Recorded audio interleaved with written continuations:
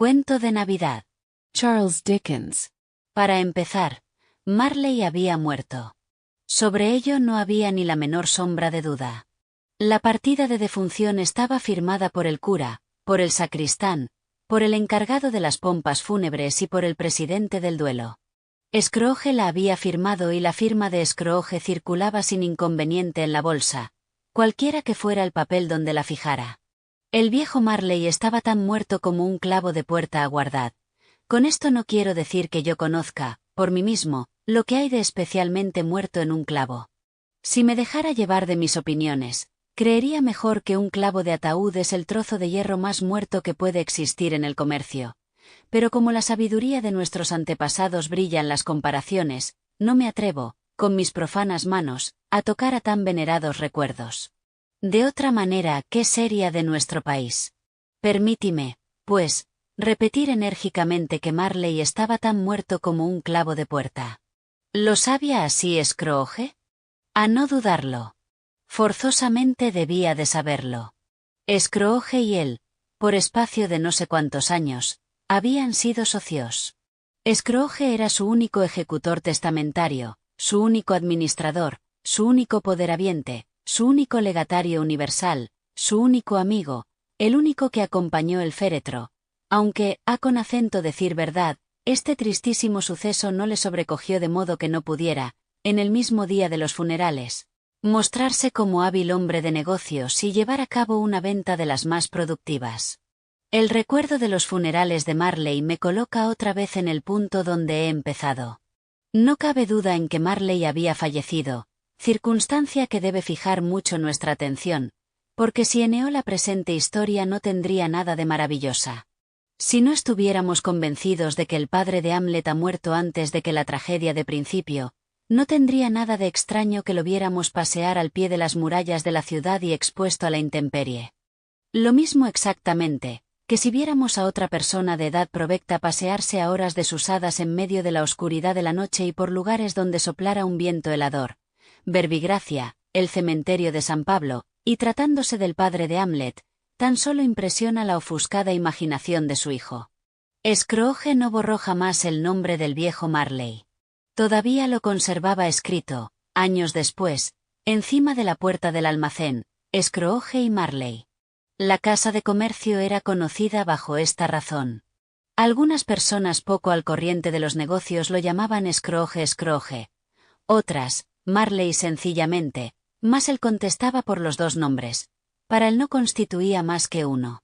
Aquel empedernido pecador era un avaro que sabía agarrar con fuerza, arrancar, retorcer, apretar, raspar y, sobre todo, duro, y el calor y el frío exteriores ejercían muy poca influencia sobre Scrooge. El calor del verano no le calentaba y el invierno más riguroso no llegaba a con acento enfriarle. Ninguna ráfaga de viento era más desapacible que él. Jamás se vio nieve que cayera tan rectamente como él iba derecho a con acento su objeto, ni aguacero más sostenido.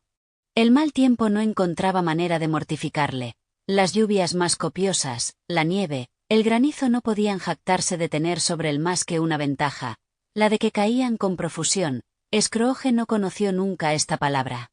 Nadie lo detenía en la calle para decirle con aire de júbilo: ¿Cómo se encuentra usted, mi querido Scrooge? ¿Cuándo vendrá usted a verme? Ningún mendigo le pedía ni la más pequeña limosna. Ningún niño le preguntaba por la hora. Nunca se vio a nadie, ya hombre, ya mujer, solicitar de él que les indicase el camino. Hasta los perros de ciego daban muestras de conocerle, y cuando le veían llevaban a sus dueños al hueco de una puerta o a una callejuela retirada, meneando la cola como quien dice: pobre amo mío, mejor es que no veas, que no verá con acento ese hombre. ¿Pero qué le importaba esto a Scrooge? Precisamente era lo que quería: ir solo por el ancho camino de la existencia, tan frecuentado por la muchedumbre de los hombres, intimándoles con el aspecto de la persona, como si fuera un rótulo, que se apartasen. Esto era en Scrooge como el mejor plato para un goloso. Un día, el más notable de todos los buenos del año, la víspera de Navidad, el viejo Scrooge estaba sentado a su bufete y muy entretenido en sus negocios. Hacía un frío penetrante. Rienaba lo nibla. Scrooge podía oír cómo las gentes iban de un lado a otro por la calle soplándose las puntas de los dedos, respirando ruidosamente, golpeándose el cuerpo con las manos y pisando con fuerza para calentarse los pies. Las 3 de la tarde acababan de dar en los relojes de la City, y con todo casi era de noche. El día había estado muy sombrío. Las luces que brillaban en las oficinas inmediatas parecían como manchas de grasa enrojecidas, y se destacaban sobre el fondo de aquella atmósfera tan negruzca y, por decirlo así, palpable. La niebla penetraba en el interior de las casas por todos los resquicios y por los huecos de las cerraduras. Fuera había llegado su densidad a tal extremo, que si bien la calle era muy estrecha, las casas de enfrente se asemejaban a fantasmas.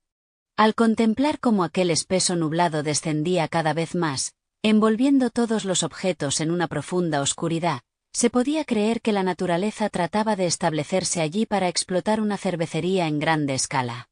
La puerta del despacho de Scrooge continuaba abierta, a fin de poder vigilar a su dependiente dentro de la pequeña y triste celdilla, a manera de sombría cisterna, donde se ocupaba en copiar cartas. La estufa de Scrooge tenía poco fuego, pero menos aún la del dependiente. Aparentaba no encerrar más que un pedazo de carbón. Y el desgraciado no podía alimentarla mucho, porque en cuanto iba con el cogedor a preveerse, Scrooge, que atendía por sí con acento la custodia del combustible, no se recataba de manifestar a aquel infeliz que cuidase de no ponerlo en el caso de despedirle. Por este motivo el dependiente se envolvía en su tapabocas blanco y se esforzaba en calentarse a la luz de la vela, pero como era hombre de poquísima imaginación, sus tentativas resultaban infructuosas. «Os deseo una regocijada noche buena, tío mío, y que Dios os conserve», gritó alegremente uno. Era la voz del sobrino de Scrooge. Que ocupado en sus combinaciones no le había visto llegar, quedó sorprendido. «Va», dijo Scrooge, «tonterías». Venía tan agitado el sobrino a consecuencia de su rápida marcha, en medio de aquel frío y de aquella niebla, que despedía fuego. Su rostro estaba encendido como una cereza, sus ojos chispeaban y el vaho de su aliento humeaba. «La noche buena una tontería, tío mío.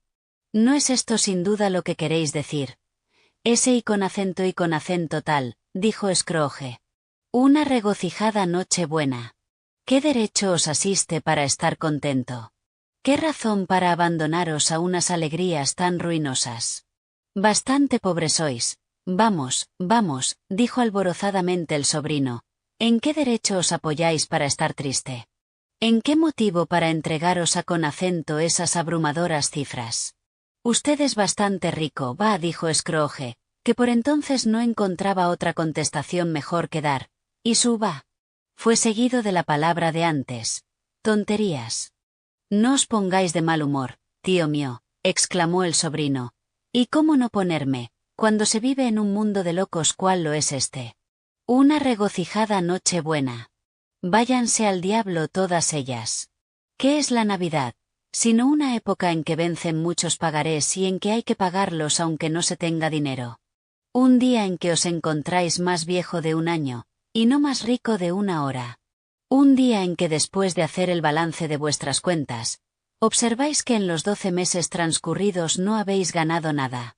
Si yo pudiera obrar según pienso», continuó Scrooge con acento indignado, «todos los tontos que circulan por esas calles celebrando la Nochebuena, serían puestos a con acento cocer en su propio caldo, dentro de un perol y enterrados con una rama de acebo atravesada por el corazón. Así, sobrino mío», replicó Scrooge severamente. «Podéis gozar de la Nochebuena a vuestro gusto. Dejadme celebrarla al mío. Celebrar la Nochebuena», repitió el sobrino. «Pero si no la celebráis, entonces dejadme no gozarla. Que os haga buen provecho. Como os ha reportado tanta utilidad, muchas cosas hay, lo declaro, de las que hubiera podido obtener algunas ventajas que no he obtenido, y entre otras de la Nochebuena. Pero a con acento lo menos he considerado este día, dejando aparte el respeto debido a con acento su sagrado nombre y a su origen divino. Si es que pueden ser dejados aparte tratándose de la Nochebuena, como un hermoso día, como un día de benevolencia, de perdón, de caridad y de placer. El único del largo calendario del año en el que, según creo, todos, hombres y mujeres, parece que descubren por consentimiento unánime, parece que manifiestan sin empacho cuantos secretos guardan en su corazón y que ven en los individuos de inferior clase a la suya, como verdaderos compañeros de viaje en el camino del sepulcro, y no otra especie de seres que se dirigen a diverso fin. Por eso, tío mío, aunque no haya depositado en mi bolsillo ni la más pequeña moneda de oro o de plata, creo que la Nochebuena me ha producido bien y que me lo producirá todavía. Por eso grito, ¡viva la Nochebuena! El dependiente aplaudió desde su cuchitril involuntariamente, pero habiendo echado de ver en el acto la inconveniencia que había cometido, se puso a revolver el fuego y acabó de apagarlo. Si oigo el menor ruido donde estáis, gritó Scrooge, celebraréis la Nochebuena perdiendo el empleo. En cuanto a con acento vos, prosiguió encarándose con su sobrino, sois verdaderamente un orador muy distinguido. Me admiro de no veros sentado en los bancos del Parlamento. No os incomodéis, tío mío. Ea, venid a comer con nosotros mañana. Scrooge le repuso que querría verle en. Sí, verdaderamente lo dijo. Profirió la frase completa diciendo que lo querría ver mejor en. ¿Pero por qué? Exclamó el sobrino. ¿Por qué? ¿Por qué os habéis casado? Preguntó Scrooge. ¿Por qué me enamoré? ¿Por qué os enamorasteis? Refunfuñó Scrooge, como si aquello fuera la mayor tontería después de la de Nochebuena. Buenas noches. Pero tío, antes de mi boda no ibais a visitarme nunca.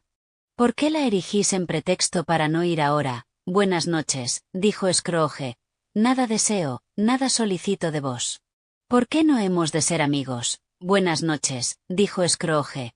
Estoy pesaroso, verdaderamente pesaroso de veros tan resuelto. Jamás hemos tenido nada el uno contra el otro. A lo menos yo. He dado este paso en honra de la Nochebuena, y conservaré mi buen humor hasta lo último.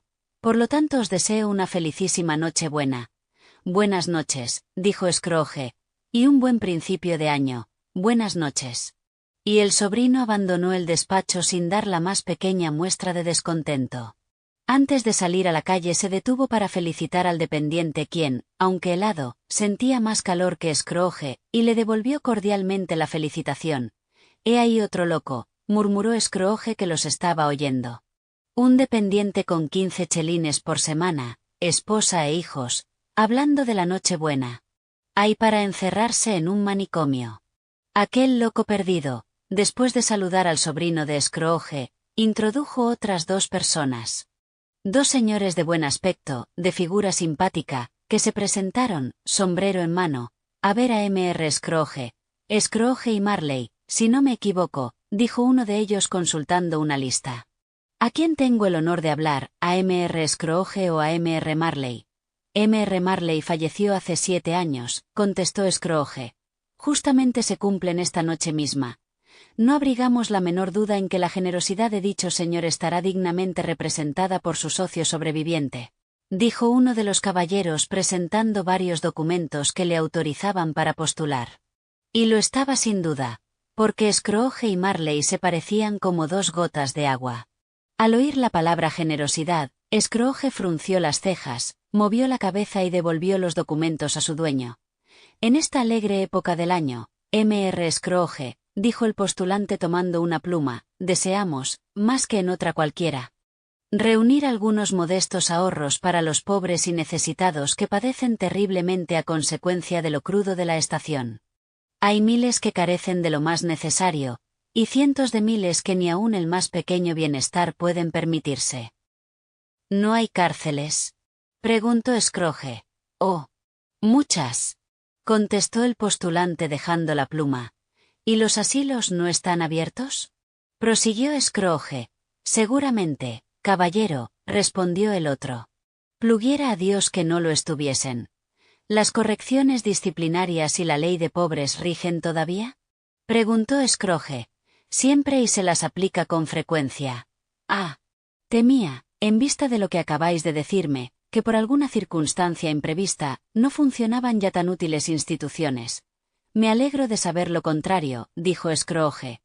Convencidos de que con ellas no se puede dar una satisfacción cristiana al cuerpo y al alma de muchas gentes, trabajamos algunos para reunir una pequeña cantidad con que comprar algo de carne, de cerveza y de carbón para calentarse. Nos hemos fijado en esta época, porque, de todas las del año, es cuando se deja sentir con más fuerza la necesidad, en la que la abundancia causa más alegría. ¿Por cuánto queréis suscribiros? Por nada. Deseáis conservar el incógnito. Lo que deseo es que se me deje tranquilo. Puesto que me preguntáis lo que deseo, he aquí mi respuesta. Yo no me permito regocijarme en Nochebuena y no quiero proporcionar a los perezosos medios para regocijarse. Contribuyo al sostenimiento de las instituciones de que os hablaba hace poco, cuestan muy caras, los que no se encuentren bien en otra parte, pueden ir a Conacento ellas. Hay muchos a Conacento quienes no les es dado y otros que preferirían morir antes. Si prefieren morirse, harán muy bien en realizar esa idea, y en disminuir el excedente de la población. Por lo demás, bien podéis dispensarme, pero no entiendo nada de semejantes cosas. Os sería facilísimo conocerlas, insinuó el postulante. No es de mi incumbencia, contestó Scrooge. Un hombre tiene suficiente con sus negocios para no ocuparse en los de otros. Necesito todo mi tiempo para los míos. Buenas noches, señores. Viendo lo inútil que sería insistir, se retiraron los dos caballeros, y Scrooge volvió a Conacento su trabajo cada vez más satisfecho de su conducta, y con un humor más festivo que por lo común. A todo esto la niebla y la oscuridad se iban haciendo tan densas, que se veía a Conacento muchas gentes correr de un lado a Conacento otro con teas encendidas, ofreciendo sus servicios a Conacento los cocheros para andar delante de los caballos y guiarlos en su camino. La antigua torre de una iglesia, cuya vieja campana parecía que miraba curiosamente a Conacento Scrooge en su bufete a Conacento a través de una ventana gótica practicada en el muro, se hizo invisible. El reloj dio las horas, las medias horas, los cuartos de hora en las nubes con vibraciones temblorosas y prolongadas, como si sus dientes hubiesen castañeteado en lo alto sobre la aterida cabeza de la campana. El frío aumentó de una manera intensa. En uno de los rincones del patio varios trabajadores, dedicados a Conacento la reparación de las cañerías del gas, habían encendido un enorme brasero, alrededor del cual estaban agrupados muchos hombres y niños haraposos, calentándose y guiñando los ojos con aire de satisfacción. El agua de la próxima fuente al manar se helaba, formando a Conacento manera de un cuadro en torno, que infundia horror. En los almacenes las ramas de acebo chisporroteaban al calor de las luces de gas, y lo teñían todo con sus rojizas vislumbres. Las tiendas de volatería y de ultramarinos lucían con desusada esplendidez, cual si quisieran significar que en todo aquel lujo no tenía nada que ver el interés de la ganancia. El alcalde de Londres, en su magnífica residencia consistorial, daba órdenes a sus 50 cocineros y a Conacento sus 50 reposteros para festejar la Nochebuena como debe festejarla un alcalde.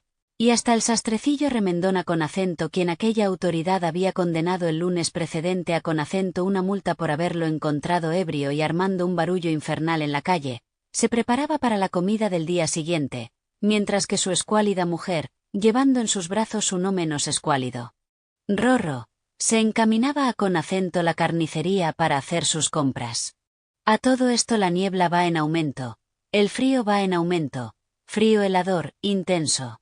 Si a Conacento la sazón el excelente Sandunstan, despreciando las armas de que por lo común se valía, hubiera pellizcado al diablo en la nariz, de seguro que le habría hecho exhalar formidables rugidos. El propietario de una nariz joven, pequeña, roída por aquel frío tan famélico como los huesos son corroídos por los perros, aplicó su boca al agujero de la cerradura del despacho de Scrooge para regalarle una canción alusiva a las circunstancias. Scrooge empuñó su regla con un ademán tan enérgico, que el cantante huyó, todo azorado, abandonando el agujero de la cerradura a Conacento la niebla y a Conacento la escarcha, que se introdujeron precipitadamente en el despacho, como por simpatía hacia Scrooge. A lo último llegó la hora de cerrar la oficina. Scrooge se levantó de su banqueta, lleno de mal humor, dando así la señal de marcha al dependiente, quien le aguardaba en su cisterna, con el sombrero puesto, después de haber apagado la luz. Supongo que desearéis tener libre el día de mañana, dijo Scrooge. Si lo creéis conveniente. No me conviene, de ninguna manera. ¿Qué diríais si os retuviera el sueldo de mañana? Os creeríais perjudicado. El empleado se sonrió ligeramente.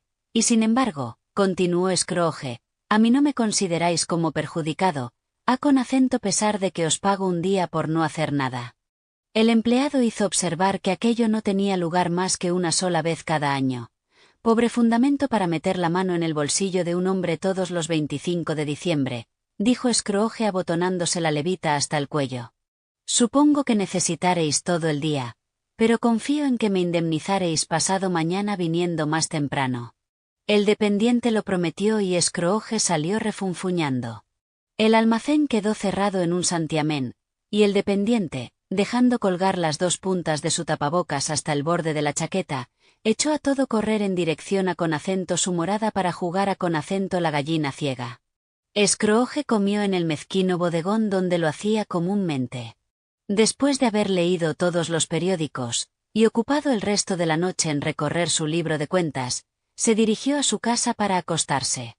Residía en la misma habitación que su antiguo asociado, compuesta de una hilera de aposentos oscuros, los cuales formaban parte de un antiguo y sombrío edificio, situado a Conacento la extremidad de una callejuela, de la que se despegaba tanto que no parecía sino que, habiendo ido a Conacento encajarse allí en su juventud, jugando al escondite con otras casas, no había sabido después encontrar el camino para volverse. Era un edificio antiguo y muy triste porque nadie vivía en él, exceptuando Scrooge. Los otros compartimientos de la casa servían para despachos o almacenes. El patio era tan oscuro que, sin embargo de conocerlo perfectamente Scrooge, se vio precisado a Conacento andar a Conacento tientas. La niebla y la escarcha cubrían de tal modo el añoso y sombrío portón de la casa, que semejaba la morada del genio del invierno, residente allí y absorbido en sus tristes meditaciones. La verdad es que el aldabón no ofrecía nada de especial, sino que era muy grande. La verdad es, repito, que Scrooge lo había visto por la mañana y por la tarde, todos los días, desde que habitaba en aquel edificio, y que en cuanto a eso que llaman imaginación, poseía tan poca como cualquier otro vecino de la City, inclusos, aunque sea temerario decirlo, sus individuos de ayuntamiento. Es indispensable, además, tener en cuenta que Scrooge no había pensado, ni una sola vez, en Marley después del fallecimiento de su socio, ocurrido 7 años antes, excepto aquella tarde. Ahora que me diga alguien, si sabe, cómo fue que Scrooge, en el momento de introducir la llave en la cerradura, vio en el aldabón, y esto sin pronunciar ningún conjuro, no un aldabón, sino la figura de Marley. Sí, indudablemente, la misma figura de Marley. Rodeada de un fulgor siniestro, semejante al de un salmón podrido y guardado en un lugar oscuro. Su expresión no tenía nada que significase ira o ferocidad, pero miraba a con acento Scrooge, como Marley solía hacerlo, con sus anteojos de espectro levantados sobre su frente de aparecido. La cabellera se agitaba de una manera singular, como movida por un soplo o vapor cálido, y aunque tenía los ojos desmesuradamente abiertos los conservaba inmóviles. Esta circunstancia y el color lívido de la figura la hacían horrorosa, pero el horror que experimentaba Scrooge con acento la vista de ella no era consecuencia de la figura, sino que precedía del mismo, no de la expresión del rostro del aparecido. Así que se hubo fijado más atentamente no vio más que un aldabón. Decir que no se estremeció o que su sangre no sufrió una sacudida terrible, como no la había sentido desde la infancia, sería faltar a la verdad, pero se sobrepuso, empuñó otra vez la llave, le dio vuelta con movimiento brusco, entró y encendió la vela. Estuvo un momento indeciso antes de cerrar la puerta, y por precaución miró detrás de ella, cual si temiera ver de nuevo a con acento Marley con su larga coleta, adelantándose por el vestíbulo, pero nada encontró, fuera de los tornillos que sujetaban el aldabón a con acento la madera. «Va, va», exclamó más tranquilo. Y cerró con ímpetu. El estruendo retumbó en toda la casa al igual de un trueno. Las habitaciones superiores, y los toneles que el almacenista de vinos guardaba en sus bodegas, produjeron un sonido particular como tomando parte en aquel concierto de ecos. Scrooge no era hombre a con acento quien asustaran los ecos. Cerró sólidamente la puerta, cruzó el vestíbulo, y subió la escalera cuidando al paso de apretar bien la vela.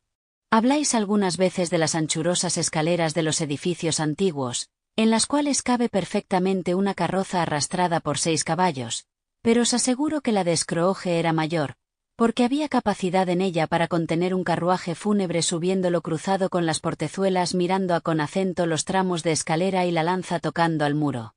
Empresa fácil pues quedaba espacio para más. Sin duda se le figuró por eso a con acento Scrooge, que veía andar delante de él en la oscuridad un cortejo fúnebre. Con una media docena de farolas de gas no hubiera habido suficiente para iluminar el vestíbulo. Ya podéis figuraros la claridad que habría con la vela de Scrooge. Él continuaba su ascensión sin cuidarse de nada ya. La oscuridad es muy barata y por eso Scrooge la quería mucho. Pero antes de cerrar la pesada puerta de su habitación, reconoció los aposentos de ésta, para ver si todo se hallaba en orden.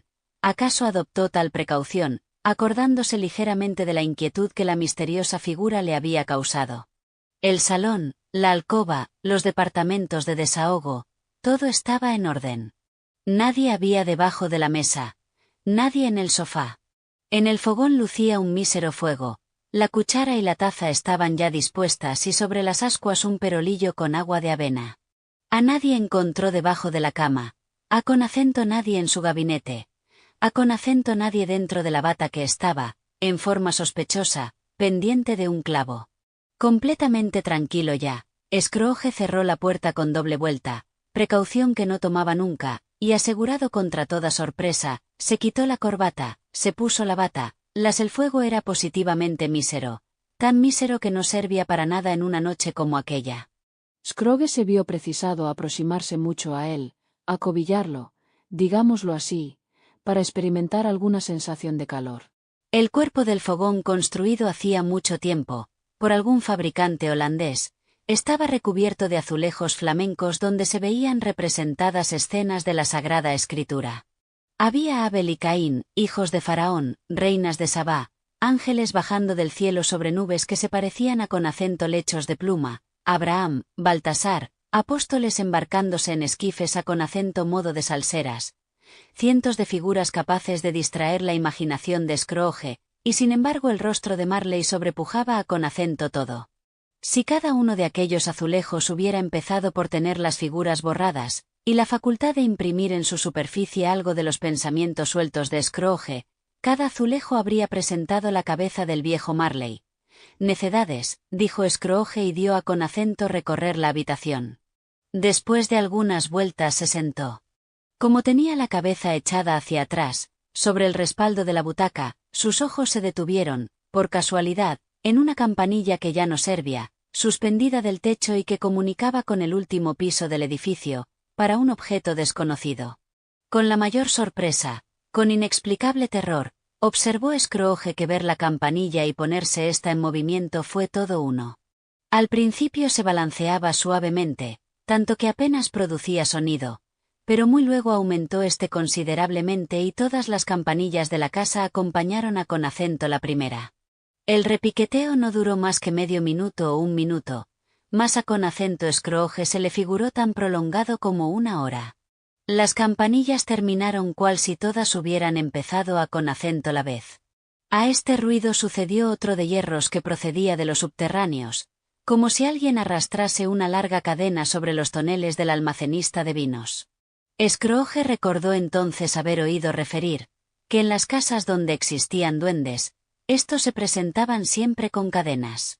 La puerta de los subterráneos se abrió con estrépito, y el ruido se hizo perceptible en el piso bajo, después en la escalera, hasta que, por último, se fue acercando a con acento la puerta. Lo dicho. Tonterías, exclamó Scrooge, no creo en ellas. Sin embargo mudó muy pronto de color porque vio al espectro, que atravesando sin la menor dificultad por la maciza puerta fue a con acento colocarse ante él. Cuando la aparición penetraba, el mezquino fuego despidió un resplandor fugaz como diciendo, lo conozco, es el espectro de Marley y se extinguió. Marley con su puntiaguda coleta, su chaleco la cadena con la que tanto ruido hacía la llevaba ceñida a con acento la cintura, y era tan larga que le rodeaba todo el cuerpo, como si fuera un prolongado rabo. Estaba hecha de arcas de seguridad, de llaves, de candados, de grandes libros, de papelotes y de bolsas muy pesadas de acero. El cuerpo del espíritu se transparentaba hasta un extremo tal, que Scrooge, examinándole detenidamente a con acento través del chaleco, pudo ver los botones que adornaban por detrás la casaca. Scrooge había oído referir que Marley estaba desprovisto de entrañas, pero hasta aquel momento no se convenció. No, y aún no lo creía. Por más que pudiese investigar con la mirada las cavidades interiores del espectro, por más que sintiera la influencia glacial de aquellas pupilas heladas por la muerte, por más que se fijaba hasta en el tejido del pañuelo que cubría la cabeza así como la barba de la aparición, detalle antes descuidado por Scrooge, aún se resistía a creer en lo que sus sentidos le manifestaban. ¿Qué quiere decir esto?, preguntó Scrooge tan cáustico y tan frío como de costumbre. ¿Qué deseáis de mí? Muchas cosas. Era indudablemente la voz de Marley. ¿Quién sois? Preguntad mejor. ¿Quién habéis sido? ¿Quién habéis sido, pues?, dijo Scrooge levantando la voz. Muy castizo estáis para ser una sombra.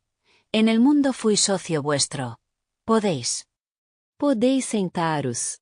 preguntó Scrooge con aire de duda. Puedo. Entonces hacedlo. Scrooge formuló la pregunta porque ignoraba si un espectro tan transparente podría encontrarse en las condiciones necesarias para tomar asiento, y consideraba que hacer esto, por casualidad, imposible, lo pondría en el caso de dar explicaciones muy difíciles. Pero el fantasma se sentó frente a frente, al otro lado de la chimenea, como si estuviera muy avezado a ello. ¿No creéis en mí?, preguntó el fantasma. No, contestó Scrooge. ¿Qué prueba queréis de mi realidad, además del testimonio de vuestros sentidos? No sé a punto fijo. ¿Por qué dudáis de vuestros sentidos? Porque la menor cosa basta para alterarlos. Basta con un ligero desarreglo en el estómago para que nos engañen, y podría ser muy bien que vos no fuerais más que una tajada de carne mal digerida, media cucharada de mostaza, un pedazo de queso, una partícula de patata mal cocida. Quien quiera que seáis. Me parece que sois un muerto que huele a cerveza más que a ataúd. Scrooge no acostumbraba a con acento hacer retruécanos, y verdaderamente entonces no se hallaba muy en disposición de hacerlos. En realidad lo que quería en toda aquella broma era distraerse y dominar su espanto, porque el acento del fantasma le producía frío hasta en la médula de los huesos. Permanecer sentado, siquiera por breves instantes, con la mirada fija en los vidriosos ojos del espectro, constituía para Scrooge una prueba infernal. Además, en aquella diabólica atmósfera que circundaba al aparecido, había algo positivamente terrible. A Scrooge no le era dado experimentarla por sí mismo, mas no por eso dejaba de ser cierta, pues aunque el espectro permanecía sentado e inmóvil, sus cabellos, sus vestiduras y las borlas de sus botas, se movían a impulsos de un vapor cálido como el que se desprende de un horno.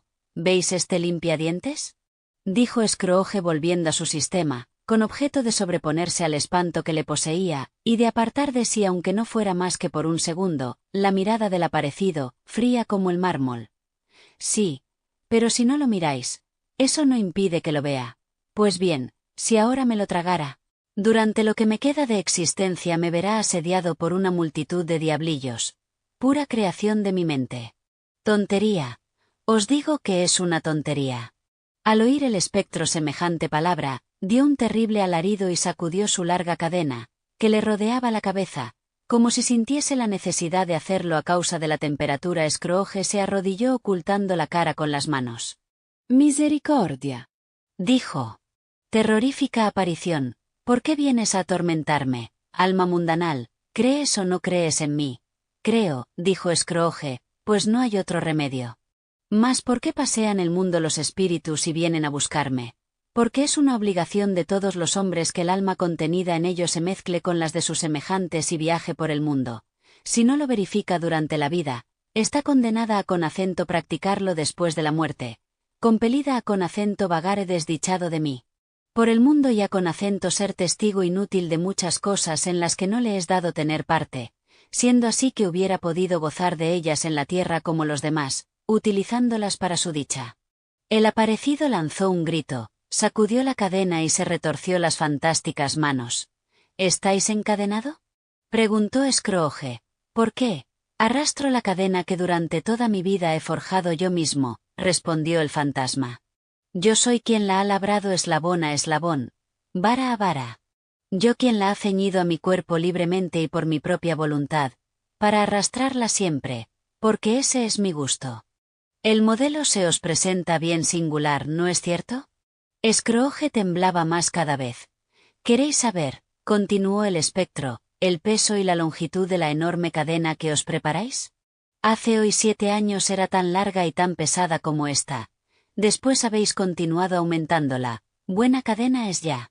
Scrooge miró alrededor de sí, creyendo divisarla tendida todo lo dilatada que debía ser por el piso. Mas no la vio.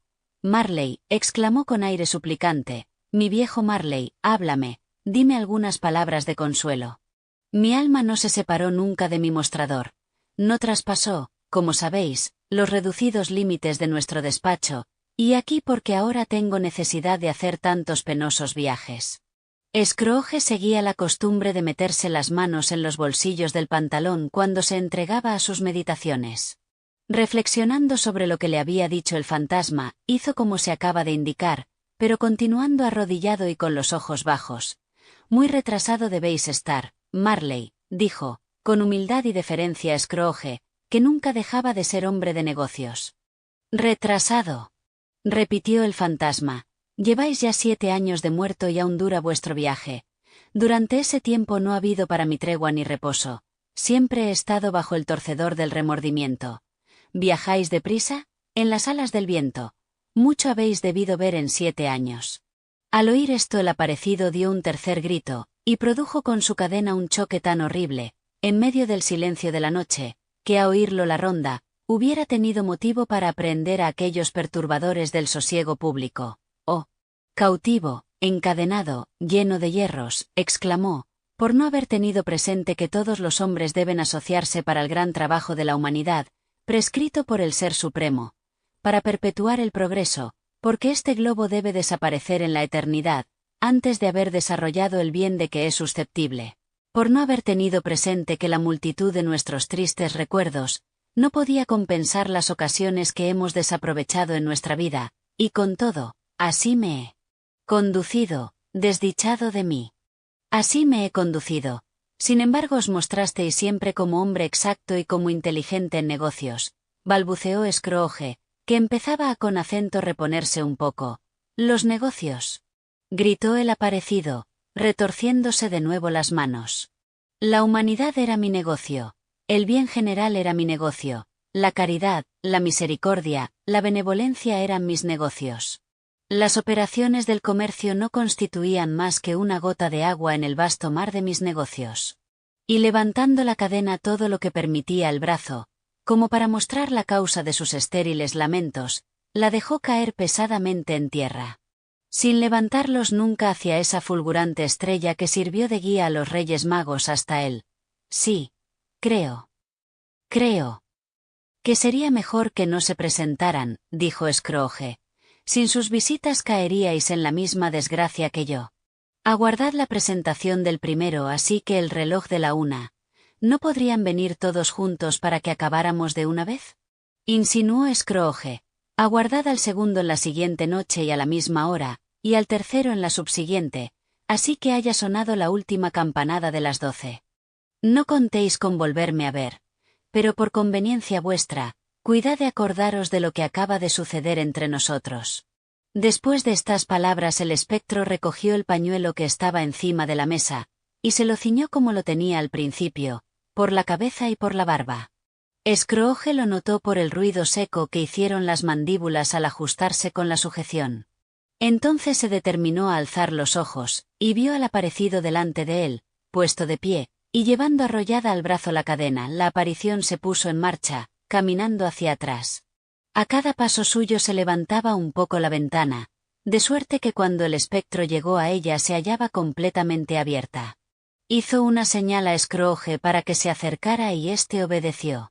Cuando estuvieron a 2 pasos el uno del otro, la sombra de Marley levantó el brazo e indicó a Scrooge que no se aproximase más.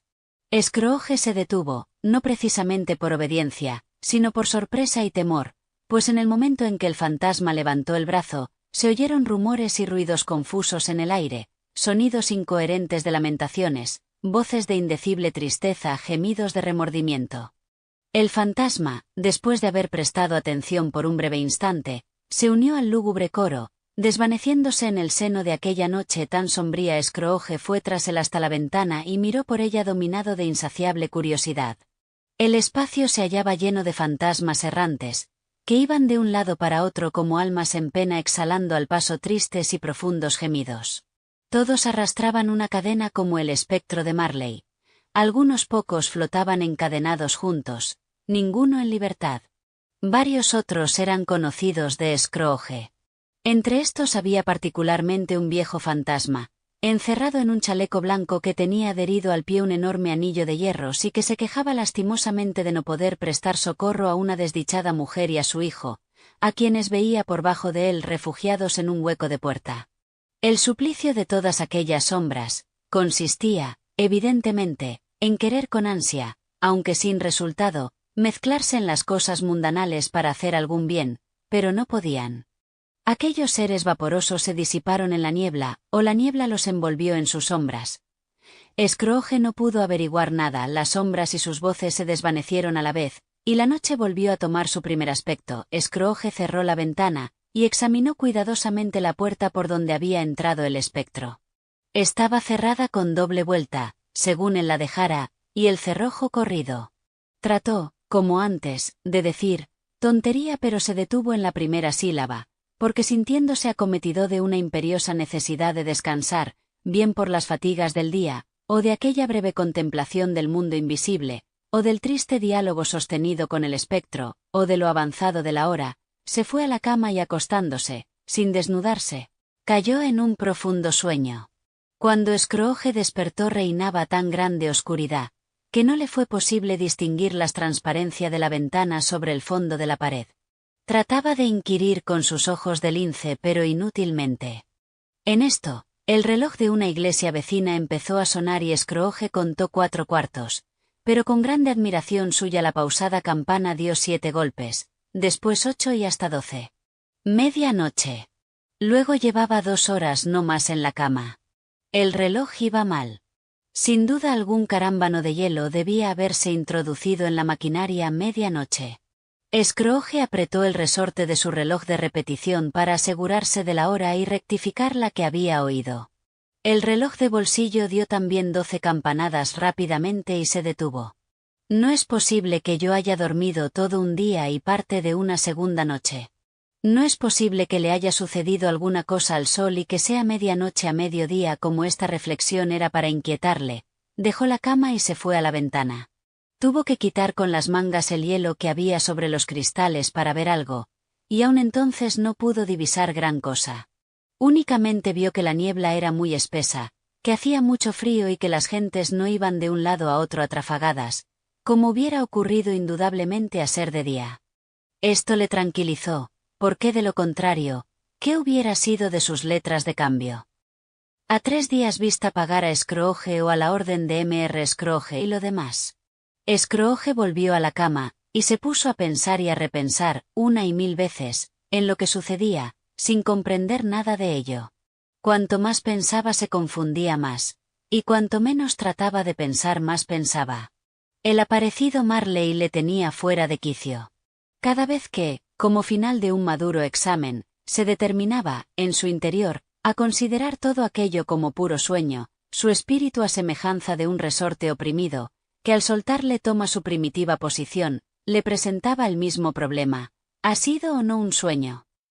Así estuvo Scrooge hasta que el reloj de la iglesia marcó 3/4 de hora más y de seguida hizo memoria del espíritu que debía presentarse a la 1. Resolvió, pues, mantenerse despierto hasta que la hora hubiese pasado, considerando que tan difícil le sería dormir como tocar la luna. Era el mejor acuerdo. Aquel 1/4 de hora le pareció tan largo que creyó haberse adormecido a veces y dejado transcurrir el momento. Al fin oyó el reloj. Din, don, 1/4 de hora. Din, don, la media hora. Din, don, 3/4. Din, don, la hora. Exclamó Scrooge con júbilo. Ninguno más viene. Hablaba antes de que la campana de las horas hubiese dado. Cuando llegó el momento de ella, despidiendo un sonido profundo, sordo, melancólico, la habitación se iluminó con claridad brillante y las cortinas de la cama fueron descorridas. Digo que las cortinas de la cama fueron descorridas, por un lado y a impulso de una mano invisible, no las que había a la cabecera o a los pies, sino las del lado hacia el que estaba vuelto Scrooge, incorporándose sentado, vio frente a frente al ser fantástico que las descorría, y tan cerca de sí como yo lo estoy de ti. Porque has de notar que yo me hallo, en espíritu, a tu lado. La figura era muy extraña. De un niño, y sin embargo, tan parecido a un niño como a un viejo, contemplado a través de una atmósfera sobrenatural, que le comunicaba la apariencia de hallarse a muy larga distancia, con lo que se disminuían sus proporciones hasta las de un niño. Su cabellera, que pendía hasta el cuello, era blanca como por efecto de la edad y con todo la aparición no mostraba arrugas. Tenía el cutis delicadamente sonrosado, los brazos largos y musculosos lo mismo que las manos, como si poseyera una figura poco común. Las piernas y los pies eran de irreprochable forma y en consonancia con lo demás del cuerpo. Vestía una blanca túnica. El talle lo llevaba ceñido con un cordón de fulgurante luz y en la mano una rama verde de acebo recién cortada. Contrastando con este emblema del invierno, la aparición estaba adornada de flores propias del estío. Pero lo más extraño de ella consistía en una llama deslumbrante que de la cabeza le brotaba, y merced a la cual hacía visible todos los objetos. Por eso, sin duda, en sus momentos de tristeza, se servía, como de sombrero, de un gran apagador que llevaba debajo del brazo. Sin embargo, al contemplarla más de cerca, no fue este atributo lo que más le sorprendió a Scrooge. El resplandor que la cintura despedía era intermitente. No brillaba por todo su contorno a la vez, de suerte que en unas ocasiones aparecía la figura iluminada por unos lados y en otras por otros, de lo que resultaban aspectos diferentes de ella. Unas veces aparecía un solo brazo con una sola pierna, o 20 piernas, o 2 piernas sin cabeza, o 20 una cabeza sin cuerpo. Los miembros, que se confundían en la sombra, no dejaban ver ni un solo perfil en la oscuridad que los circuía al desvanecerse la luz. Después, por una maravilla particular, tornaban a su prístino ser clara y visiblemente. ¿Sois? Preguntó Scrooge el espíritu cuya venida se me ha anunciado. Lo soy. La voz era dulcísima, agradable, pero singularmente baja, como si en vez de hallarse allí se encontrara a muy larga distancia. ¿Quién sois? Soy el espíritu de la Nochebuena pasada. Pasada hace mucho tiempo. No, vuestra última Nochebuena. ¿Acaso Scrooge no habría podido decir por qué, si se le hubiera preguntado? Pero experimentaba un especialísimo deseo de ver al espíritu adornado con el apagador y le rogó que se cubriera. ¿Qué? Exclamó el espectro. ¿Querríais ya con profanas manos extinguir tan pronto la luz que de mí se irradia? ¿No es suficiente que seáis uno de esos hombres cuyas pasiones egoístas me han fabricado este sombrero, y que me obligan a llevarlo a través de los siglos sobre la cabeza? Scrooge negó respetuosamente que abrigara propósitos de inferirle una ofensa, y protestó que en ninguna época de su vida había tratado, voluntariamente, de ponerle el apagador. Luego le preguntó por el motivo que le llevaba allí. «Vuestra felicidad», contestó el espectro. Scrooge manifestó su reconocimiento, pero no pudo menos de pensar que con una noche de descanso no interrumpido, se conseguiría mejor aquel objeto. Sin duda que le oyó pensar el espíritu, porque inmediatamente le dijo: «Entonces, Vuestra conversión. tened cuidado». Y mientras hablaba tendió su poderosa mano, y agarrándole suavemente el brazo: «Levantaos y venid conmigo», añadió. En vano hubiera protestado Scrooge que el tiempo y la hora no tenían de oportunos para un paseo a pie. Que estaba muy caliente su lecho y el termómetro bajo cero, que sus vestidos no eran a propósito y que el constipado le mortificaba mucho. No había modo de resistir el apretón de aquella mano, aunque suave como si fuera de mujer. Se levantó, pero observando que el espíritu iba hacia la ventana, lo agarró por la vestidura en actitud de súplica. «Yo soy mortal», le dijo Scrooge, «y podría muy bien caerme». «Permítime tan solo que os toque ahí con la mano», repuso el espíritu poniéndosela a Scrooge sobre el corazón, «y adquiriréis fuerzas para resistir muchas pruebas». Y al pronunciar estas palabras atravesaron por las paredes y salieron a una carretera situada. Entonces había desaparecido completamente. No se notaba ni la menor señal de ella, la oscuridad y la niebla habían desaparecido también, porque era un día de invierno, claro y espléndido, aunque la tierra estaba cubierta de nieve. Dios mío. exclamó Scrooge con las manos unidas, mientras que paseaba sus miradas en torno de sí. Aquí fui educado, aquí pasé mi infancia. El espíritu le miró con bondad. Su dulce tocamiento, aunque duró poco, había removido la sensibilidad del viejo. Los perfumes que aromatizaban el aire le producían el despertar de miles de alegrías, de ideas y de esperanzas, largo tiempo olvidadas. Muy largo tiempo. Vuestros labios tiemblan, insinuó el espíritu. ¿Qué tenéis en la cara? Nada, contestó Scrooge con voz singularmente conmovida. No es el miedo lo que ahueca las mejillas. No es nada, es un hoyuelo. Te suplico me lleves a donde queréis. ¿Recordáis el camino? ¿Qué si me acuerdo? Exclamó Scrooge enardecido. Podría ir con los ojos vendados. Es extraño que lo hayáis tenido olvidado tanto tiempo. Y se pusieron en marcha por la carretera. Scrooge reconocía cada puerta, cada árbol, hasta que se divisó en lotanaza una aldehuela con su iglesia, su puente y su riachuelo de sinuoso curso. Unas cuantas jaquillas de tendidas crines se dirigían hacia ellos, montadas por niños que llamaban a otros niños encaramados en carruajillos rústicos o en erratas. Todos iban alborozados, gritando en variedad de tonos, y no parecía sino que el espacio se llenaba de aquella música tan alegre y que se ponía en vibración el aire. Esas son las sombras de lo pasado, observó el espíritu. No saben que las vemos. Los alegres viajeros fueron aproximándose hacia ellos, y a medida que se aproximaban Scrooge iba reconociéndolos y llamando a cada uno por su nombre. ¿Por qué se ponía de tan buen humor al encontrarlos? ¿Por qué sus ojos, ordinariamente tan mortecinos, despedían aquellas miradas tan expresivas? ¿Por qué le saltaba el corazón dentro del pecho según iba pasando? ¿Por qué se sintió lleno de júbilo al ver cómo se deseaban unos a otros mil felicidades por la Nochebuena, mientras se separaban tomando diferentes caminos para volverse a sus respectivos hogares? ¿Qué ventajas le había producido? La escuela no ha quedado desierta, indicó el espíritu. Hay en ella un niño solo, abandonado por los demás. Scrooge dijo que lo reconocía y suspiró. Dejando el camino real y dirigiéndose a una hondanada perfectamente reconocida por Scrooge, llegaron muy pronto a un edificio fabricado con ladrillos de color rojo oscuro, sobre el cual se alzaba una cupulilla y sobre esta una veleta. En el tejado se veía una campana. El edificio era espacioso, pero denotaba vicisitudes de fortuna porque se hacía poco uso de sus numerosos compartimientos. Las paredes manifestaban señales de humedad, las ventanas aparecían rotas, las puertas desvencijadas. Algunas gallinas cacareaban en los establos, en las cocheras y en las caballerizas crecía la hierba.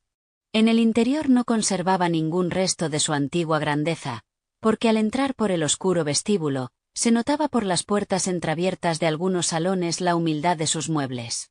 Aquellos aposentos desprendían olor como de cerrados. Todo indicaba allí que sus habitantes eran extraordinariamente madrugadores para el trabajo, y que no tenían mucho que comer. El espíritu y Scrooge atravesando por el vestíbulo llegaron a una puerta situada en la parte posterior de la casa.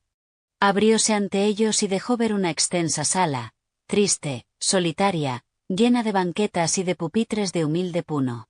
Sobre uno de ellos, y próximo a un escaso fuego, leía un niño, nadie le acompañaba. Scrooge, sentándose en un banco lloró, reconociéndose en aquel niño tan olvidado como entonces lo estaba él. Ni los ecos dormidos en las concavidades de la casa, ni los chillidos de las ratas peleándose debajo del entarimado, ni el rumor del caño de la fuente que casi no corría por estar el agua congelada, ni el susurro del viento entre las ramas deshojadas de un álamo, ni el golpe de la puerta de los vacíos almacenes, nada, nada.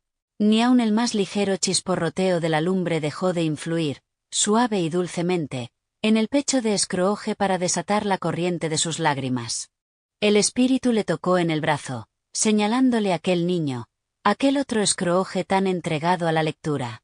De repente un hombre vestido de una manera extraña, visible como os veo, se acercó a la ventana llevando del ronzal un asno cargado de leña.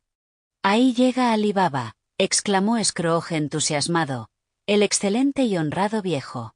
Sí, sí lo reconozco. Era cabalmente un día de Nochebuena, cuando ese niño fue dejado solo en la escuela y se presentó Ali Baba con el mismo traje que ahora. Pobre niño. ¿Y Valentín? Dijo Scrooge. ¿Y su bribón de hermano? ¿Cómo apellidaban a eso que fue depositado en medio de su sueño y casi desnudo, en la puerta de Damasco? ¿No lo veis? ¿Y el palafrenero del sultán tan maltratado por los genios? Heló ahí con la cabeza abajo. Bien, bien, tratadle como se merece, eso me gusta. ¿Qué necesidad tenía de casarse con la princesa? Medio llorando, medio riendo, alzando la voz con una fuerza extraordinaria, animándosele la fisonomía de un modo singular. He ahí el loro, continuó, de cuerpo verde de cola amarilla, de moño semejante a una lechuga, en la cabeza.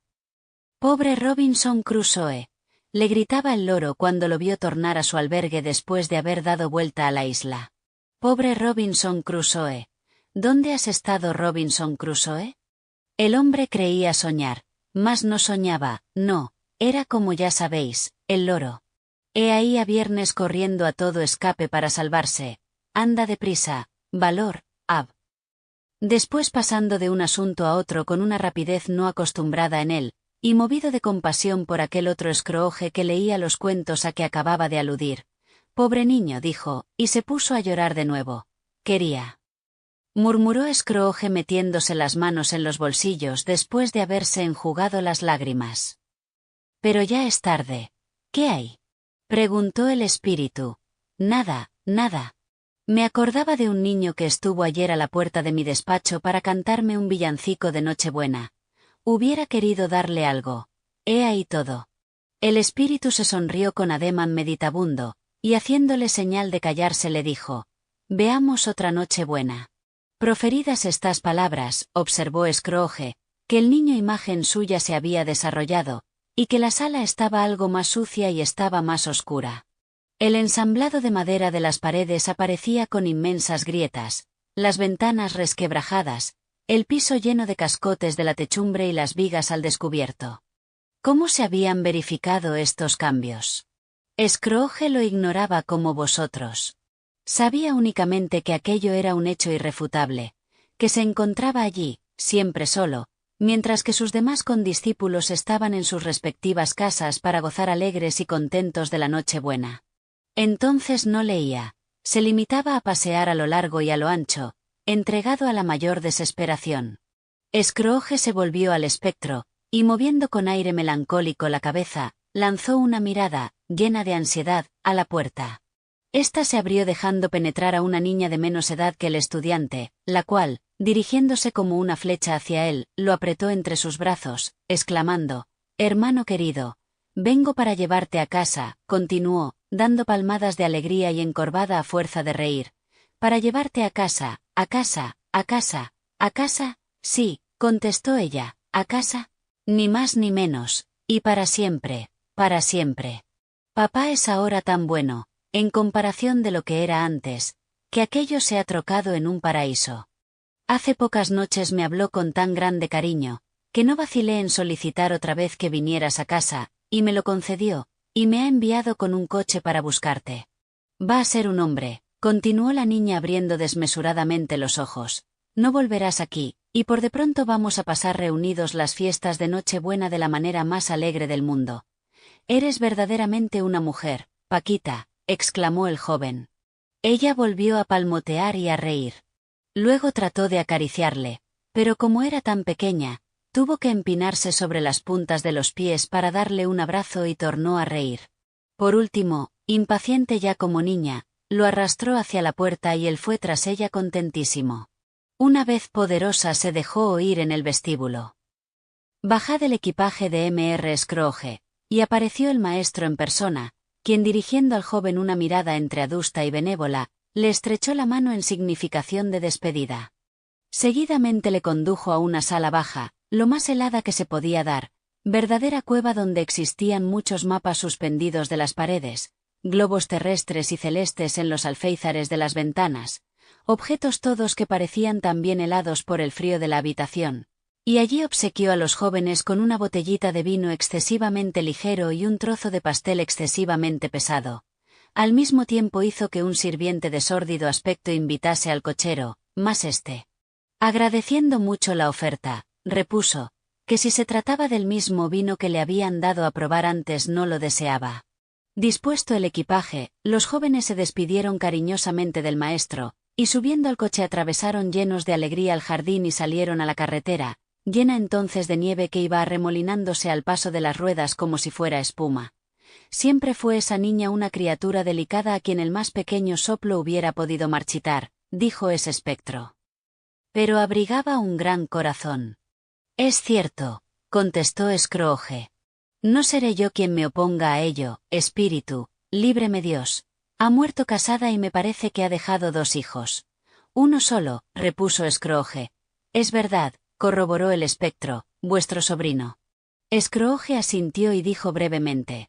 Si aunque no habían hecho más que abandonar el colegio, se encontraban ya en las calles de una gran ciudad, por donde pasaban y repasaban muchas sombras humanas o sombras de carruajes en gran número. En una palabra, en medio del ruido y del movimiento de una verdadera ciudad. Por los escaparates de las tiendas se echaba de ver que también allí tenía efecto la celebración de la Nochebuena. El espectro se detuvo ante la puerta de un almacén y le preguntó a Scrooge si lo reconocía. Sí lo reconozco. Aquí fue donde hice mi aprendizaje. Entraron. Había allí un anciano cubierto con una peluca, y sentado en una banqueta tan elevada, que si aquel señor hubiera tenido 2 pulgadas más de estatura, habría tropezado en el techo. En cuanto lo vio Scrooge no pudo menos de exclamar lleno de agitación, pero si es el viejo Fezziwig. Dios lo bendiga. Es Fezziwig resucitado. El viejo Fezziwig abandonó la pluma y miró el reloj. Señalaba las 7 de la noche. Se restregó las manos, se arregló el inmenso chaleco, y riéndose bonsachonamente desde la punta de los pies hasta la punta de los cabellos, llamó con poderoso, sonoro, rico y jovial acento. Hola, Scrooge, Dick. El otro Scrooge, convertido ahora en un adolescente, acudió presuroso acompañado de su camarada de aprendizaje. Es Dick Wilkins, con acento no dudarlo, dijo Scrooge al espíritu. Es él. Helo ahí. Me quería mucho ese pobre Dick. Ea, hijos míos, gritó Fezziwig, esta noche no se trabaja. Es la noche buena, Dick. Es la noche buena, Scrooge. Prontito, colocad los tableros en las ventanas, continuó Fezziwig haciendo chasquear sus manos alegremente. Pero pronto. ¿Aún no habéis concluido? Es imposible figurarse cómo ejecutaron la orden las jóvenes. Corrieron a con acento poner los tableros, 1, 2 y 3. Los colocaron en sus respectivos sitios, 4, 5, 6. Después las barras, después las chavetas, 7, 8, 9. Y volvieron antes de que se hubiera podido contar hasta 12, jadeantes como caballos de carrera. Oh, gritó el anciano Fezziwig descendiendo de su pupitre con maravillosa agilidad. Quitemos estorbos de delante, hijos míos, y hagamos lugar. Hola, Dick, vamos deprisa, Scrooge. Quitar estorbos. Tenían ánimos para desamueblar aquello. Todo quedó hecho en brevísimo rato. Todo lo que era susceptible de ser transportado, desapareció de aquel lugar como si nunca debiera reaparecer. El pavimento fue barrido y perfectamente regado, las lámparas dispuestas, la chimenea bien prevenida de combustible, y en un momento convirtieron el almacén en un salón de baile, tan cómodo, tan templado, tan seco y con tanta luz como podía desearse para una noche de invierno. Luego vino un músico con sus papeles, y colocándose en el elevado pupitre de Fezziwig produjo acordes enteramente ratoneros. Después entró la señora de Fezziwig, señora de plácida sonrisa, después las 3 hijas del matrimonio, hermosas y excitantes, después los 6 galanes que las requerían de amores, después las jóvenes y los jóvenes empleados en el comercio de la casa, después la criada con un primo suyo panadero, después la cocinera con el vendedor de leche, amigo íntimo de su hermano, después el aprendiz de enfrente, de quien se sospechaba que no recibía mucha comida de su amo, se ocultaba detrás de la criada. Del número 15, a quien su ama, esto se sabía positivamente, tiraba de las orejas. Todos entraron, unos tímidamente, otros con atrevimiento, estos con gracia, aquellos con torpeza, pero entraron todos de una manera u otra, esto importa poco. Todos se lanzaron 20 parejas a la vez formando un círculo. La mitad se adelanta, a poco retroceden. Esta vez les toca a los unos balancearse cadenciosamente. La otra a los demás para acelerar el movimiento. Luego principian a girar agrupándose, estrechándose, persiguiéndose los unos a los otros. La pareja de los ancianos dueños no está nunca parada. Las demás jóvenes la persiguen, y cuando la han estrechada se separan todos rompiendo la cadena. Después de este magnífico resultado, Fezziwig, dando unas palmadas, ordena la suspensión del baile. Entonces el músico se refresca del calor que le abrasa con un vaso de cerveza fuerte, dispuesto especialmente con este objeto. Pero desdeñándose de descansar, vuelve a la carga con mayor entusiasmo, aunque no salían ya bailarines como si el primer músico hubiera sido transportado, sin fuerzas, a su domicilio en un tablero de ventana, y el músico encargado de reemplazarle estuviera decidido a vencer o morir. Después aún hubo un poco de baile. Después más baile, pasteles, limonada con vino, un enorme trozo de asado frío, pasteles de picadillo y cerveza abundosamente. Pero lo bueno del sarao fue cuando el músico, que sabía muy bien cómo manejarse, condición por la que ni vosotros ni yo hubiéramos podido criticarle, se puso a declamar. Sir Roberto de Coverley. A seguida de esto salió el viejo Fezziwig con la señora Fezziwig y se colocaron a la cabeza de los bailarines. Esto sí que fue trabajo para los ancianos. Debían dirigir 23 o 24 parejas, que no admitían chanzas porque eran jóvenes, ansiosos de bailar, y enemigos de ir despacio. Más aun cuando hubieran sido en mayor número, el viejo Fezziwig era capaz de dirigirlos, así como su esposa. Era su dignísima compañera en toda la extensión de la palabra. Si esto no es un elogio, que se me indique otro y lo aprovecharé. Las pantorrillas de Fezziwig eran como dos astros. Eran como medias lunas que se multiplicaban para todas las operaciones del baile. Aparecían, desaparecían, reaparecían de cada vez mejor. Cuando el anciano Fezziwig y su señora hubieron ejecutado el rigodón completo, él hacía cabriolas con una ligereza pasmosa, y al terminarla se quedaba tieso como una y sobre los pies. Cuando el reloj marcaba las 11 tuvo fin aquel baile doméstico. El señor y la señora de Fezziwig se colocaron a cada lado de la puerta, y fueron estrechando cariñosamente y uno a uno las manos de todos los concurrentes, él las de los hombres y ella las de las mujeres, deseándoles mil felicidades. Cuando no quedaban más que los aprendices, se despidieron de ellos de la misma manera. Todo quedó en silencio y los dos jóvenes se acostaron en la trastienda. Durante estas operaciones Scrooge se hallaba como un hombre desatinado. Había tomado parte en aquella escena con su corazón y con su alma. Lo reconocía todo, lo recordaba todo, gozaba de todo y experimentaba una agitación singular. Tan solo cuando la animada fisonomía de su imagen y la de Dick hubieron desaparecido, fue cuando se acordó del fantasma. Entonces advirtió que le miraba atentísimamente, y que la luz que sobre la cabeza tenía brillaba con todo su esplendor. No se necesita gran cosa, dijo el fantasma, para infundir en esos tontos un poco de agradecimiento. No se necesita gran cosa, repitió Scrooge. El espíritu le indicó que escuchase la conversación de los jóvenes aprendices, los cuales, desbordándose en reconocimiento por Fezziwig, lo elogiaban de mil maneras. Ya veis, añadió el espíritu, el gasto no ha subido mucho, algunas libras esterlinas de vuestro mundanal dinero, 3 o 4 acaso. Merece Fezziwig que se le dispensen tantos elogios. No es eso, replicó Scrooge al oír esta observación, y hablando como si fuera aquella imagen suya y no como el Scrooge actual. No es eso, espíritu. Está en manos de Fezziwig hacernos dichosos o desgraciados, que nuestra dependencia sea ligera o incómoda, un placer o una pena. Que todo ese poder se reduzca a frases o a miradas, a cosas tan insignificantes, tan fugaces que es imposible acumularlas y sumarlas en una cuenta. ¿Qué importa? La dicha que nos proporcionan es tan grande, como si tratase de una gran fortuna. Scrooge sorprendió en el aparecido una mirada penetrante, y se detuvo. ¿Qué os ocurre?, preguntó el espíritu. Nada de particular. Sin embargo, tenéis aspecto como de hombre a quien le ocurre alguna cosa. No, dijo Scrooge, no. Lo que deseo únicamente es poder decir 4 palabras a mi compañero. He ahí todo. Al manifestar Scrooge este deseo, su imagen apagó los quinqués. Scrooge y el fantasma se encontraron solos al aire libre. Mi tiempo pasa, observó el espíritu. Pronto. Estas palabras no iban dirigidas a Scrooge o a alguien que él pudiera ver, pero produjeron un efecto inmediato, pues Scrooge volvió a contemplarse, aunque de más edad, en la flor de la vida. Su rostro no tenía los rasgos duros y severos de la madurez, pero sí notaba en él ya las señales de la inquietud y de la avaricia, y en sus ojos una inmovilidad ardiente, codiciosa, que revelaba en él la pasión dominante. Se conocía ya hacia qué lado iba a proyectarse la sombra del árbol que empezaba a crecer. No apareció solo. A su lado había una hermosa joven, vestida de luto, cuyos ojos, llenos de lágrimas, brillaban a la luz del espíritu. Poco importa, dijo ella suavemente.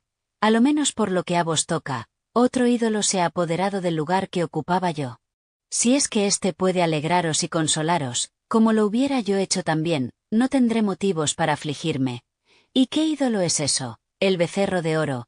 He ahí la imparcialidad del mundo. Critican severamente la pobreza, y a la vez no hay cosa que condenen con más rigor que el ansia de riquezas. Teméis demasiado la opinión de las gentes, replicó la joven con dulzura. Habéis sacrificado todas vuestras esperanzas a la de huir del desprecio sórdido del mundo. He visto desaparecer, una a una, vuestras más nobles aspiraciones delante de la que a todas las ha absorbido. Una, la dominante pasión del luero. Estoy en lo cierto. Bien, ¿y qué? Aunque al envejecer me haya hecho más sabio, ¿he cambiado por eso con respecto a vuestra persona? La joven movió la cabeza. ¿He cambiado? Insistió Scrooge. Nuestro compromiso es muy antiguo. Lo contrajimos cuando éramos unos pobres y estábamos contentos con nuestra situación. Nos propusimos aguardar a labrarnos una fortuna con una industria y nuestra perseverancia. Vos habéis enviado. Cuando contrajisteis el compromiso erais otro hombre. Era un niño, replicó él con impaciencia. Vuestra conciencia os está diciendo que hoy no sois lo que erais entonces. En cuanto a mí, la misma soy. Lo que podía haber sido para nosotros una felicidad cuando conteníamos de disgustos hoy que tenemos dos.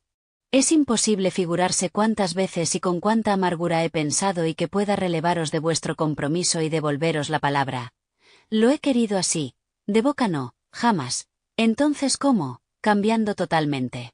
Vuestro carácter no es el mismo, así como tampoco la atmósfera en que vivís, ni la esperanza que os animaba. Si no hubiera existido el compromiso que a entrambos nos unía, dijo la joven con dulzura pero con firmeza, decid, ¿solicitarías mi mano hoy? Oh. No. Scrooge estuvo a punto de conceder esta suposición, casi contra su voluntad, pero se resistió aún. Eso no lo creéis. Me consideraría muy dichosa en poder opinar de otro modo. Para que me haya resuelto a admitir una verdad tan triste, ha sido preciso que yo advirtiese en ella una fuerza invencible, pero si os vierais hoy o mañana en libertad, podría yo creer, como en otro tiempo, que escogeríais para esposa una joven sin dote, vos, que en vuestras íntimas confianzas, cuando me descubríais vuestro corazón francamente, no cesabais de calcularlo todo en la balanza del interés y de apreciarlo todo por la utilidad que de ello podríais reportar, o tendríamos que, faltando a vuestros principios a causa de ella, a los principios que constituyen vuestra conducta, os fijaríais en esa joven para hacerla vuestra mujer, sin que esto produjera muy pronto, según es mi opinión, amargo sentimiento? Estoy muy convencido de ello, y por eso os devuelvo vuestra libertad, precisamente a causa del amor que os profesaba en otro tiempo, cuando erais otro de los que hoy sois. Él quería hablar, mas ella, apartando la vista, continuó, tal vez. Pero no, más bien. Sin duda alguna padeceréis al abandonarla y la memoria de lo pasado me autoriza a creerlo así. Mas al poco tiempo, muy poco tiempo, arrojaréis de vos con prisa un tan importuno recuerdo, como si se tratara de un sueño inútil y enfadoso. Felicitándoos por veros libre de él, dichas estas palabras se retiró, separándose ambos. Espíritu, no me enseñéis más, dijo Scrooge. Llevadme a mi morada. ¿Por qué os complacís en atormentarme? Otra sombra, gritó el fantasma. No, no más, dijo Scrooge. No, no quiero ver más. No me muestres nada. Pero el implacable fantasma, estrechándole entre sus brazos, le hizo ver la seguida de los acontecimientos y se transportaron a otro sitio donde vieron un cuadro de diferente género. Era una estancia no muy grande ni bella, pero vistosa y cómoda. Próxima a un hermoso fuego había una linda joven, tan semejante a la de la escena anterior, que Scrooge la confundía con ella, hasta que vio a esta convertida en madre de familia, sentada al lado de su hija. El alboroto que se levantaba en aquel salón ensordecedor, porque jugaban en él tantos niños, que Scrooge, dominado por una poderosa agitación, no podría contarlos. Cada uno de ellos daba más que hacer que 40. La consecuencia de todo aquello era un estruendo imposible de describir, pero nadie se inquietaba por eso. Más aún, la madre y la hija se reían y se divertían extraordinariamente. Habiendo cometido la madre el desacierto de participar en el juego infantil, aquellos bribonzuelos la entregaron a saco y la trataron sin piedad. ¿Cuánto hubiera dado yo por ser uno de ellos? Aunque seguramente yo no me hubiera conducido con tanta rudeza. Oh no. No hubiera intentado, por todo el oro de la tierra, enredar ni tirar de un modo tan inicuo aquella cabellera tan perfectamente arreglada, y en cuanto al precioso zapatito que contenía su pie tampoco se lo hubiese sacado a la fuerza, Dios me libre. Aunque se tratara de la salvación de mi vida. En cuanto a medirle la cintura del modo que lo hacían aquellos atrevidos, sin escrúpulos de ninguna clase, tampoco lo hubiera hecho, temeroso de que como castigo a semejante profanación, quedara mi brazo condenado a redondearse siempre, sin poder enderezarlo nunca. Y sin embargo, lo confieso, hubiera deseado tocar sus labios, dirigirle preguntas para obligarla a que los abriese respondiéndome, fijar mis miradas en las pestañas de sus inclinados ojos sin sonrojarla, desatar su ondulante crencha, uno de cuyos rizos hubiera sido para mí el más apreciado recuerdo.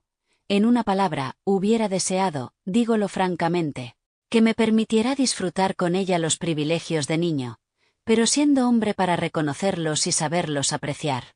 A la sazón llamaron, y sobre la marcha el grupo aquel tan alborotador, empujó a la pobre madre, sin dejarla que se arreglase los vestidos, sin permitirla que se defendiese, pero sin que se perdiera su sonrisa de satisfacción. La empujó hacia la puerta en medio de un tumulto y de un entusiasmo indescriptible, al encuentro del padre, que regresaba en compañía de un recadero cargado de juguetes y de regalos de Navidad.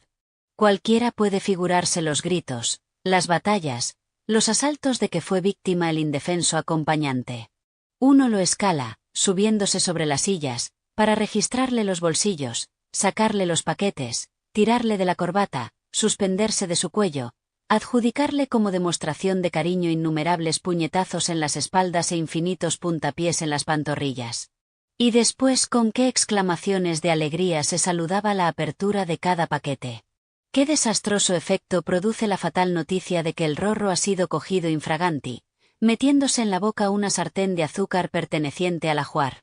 También se sospecha, con bastante seguridad, que se ha tragado un pavo de azúcar que estaba adherido a un plato de madera.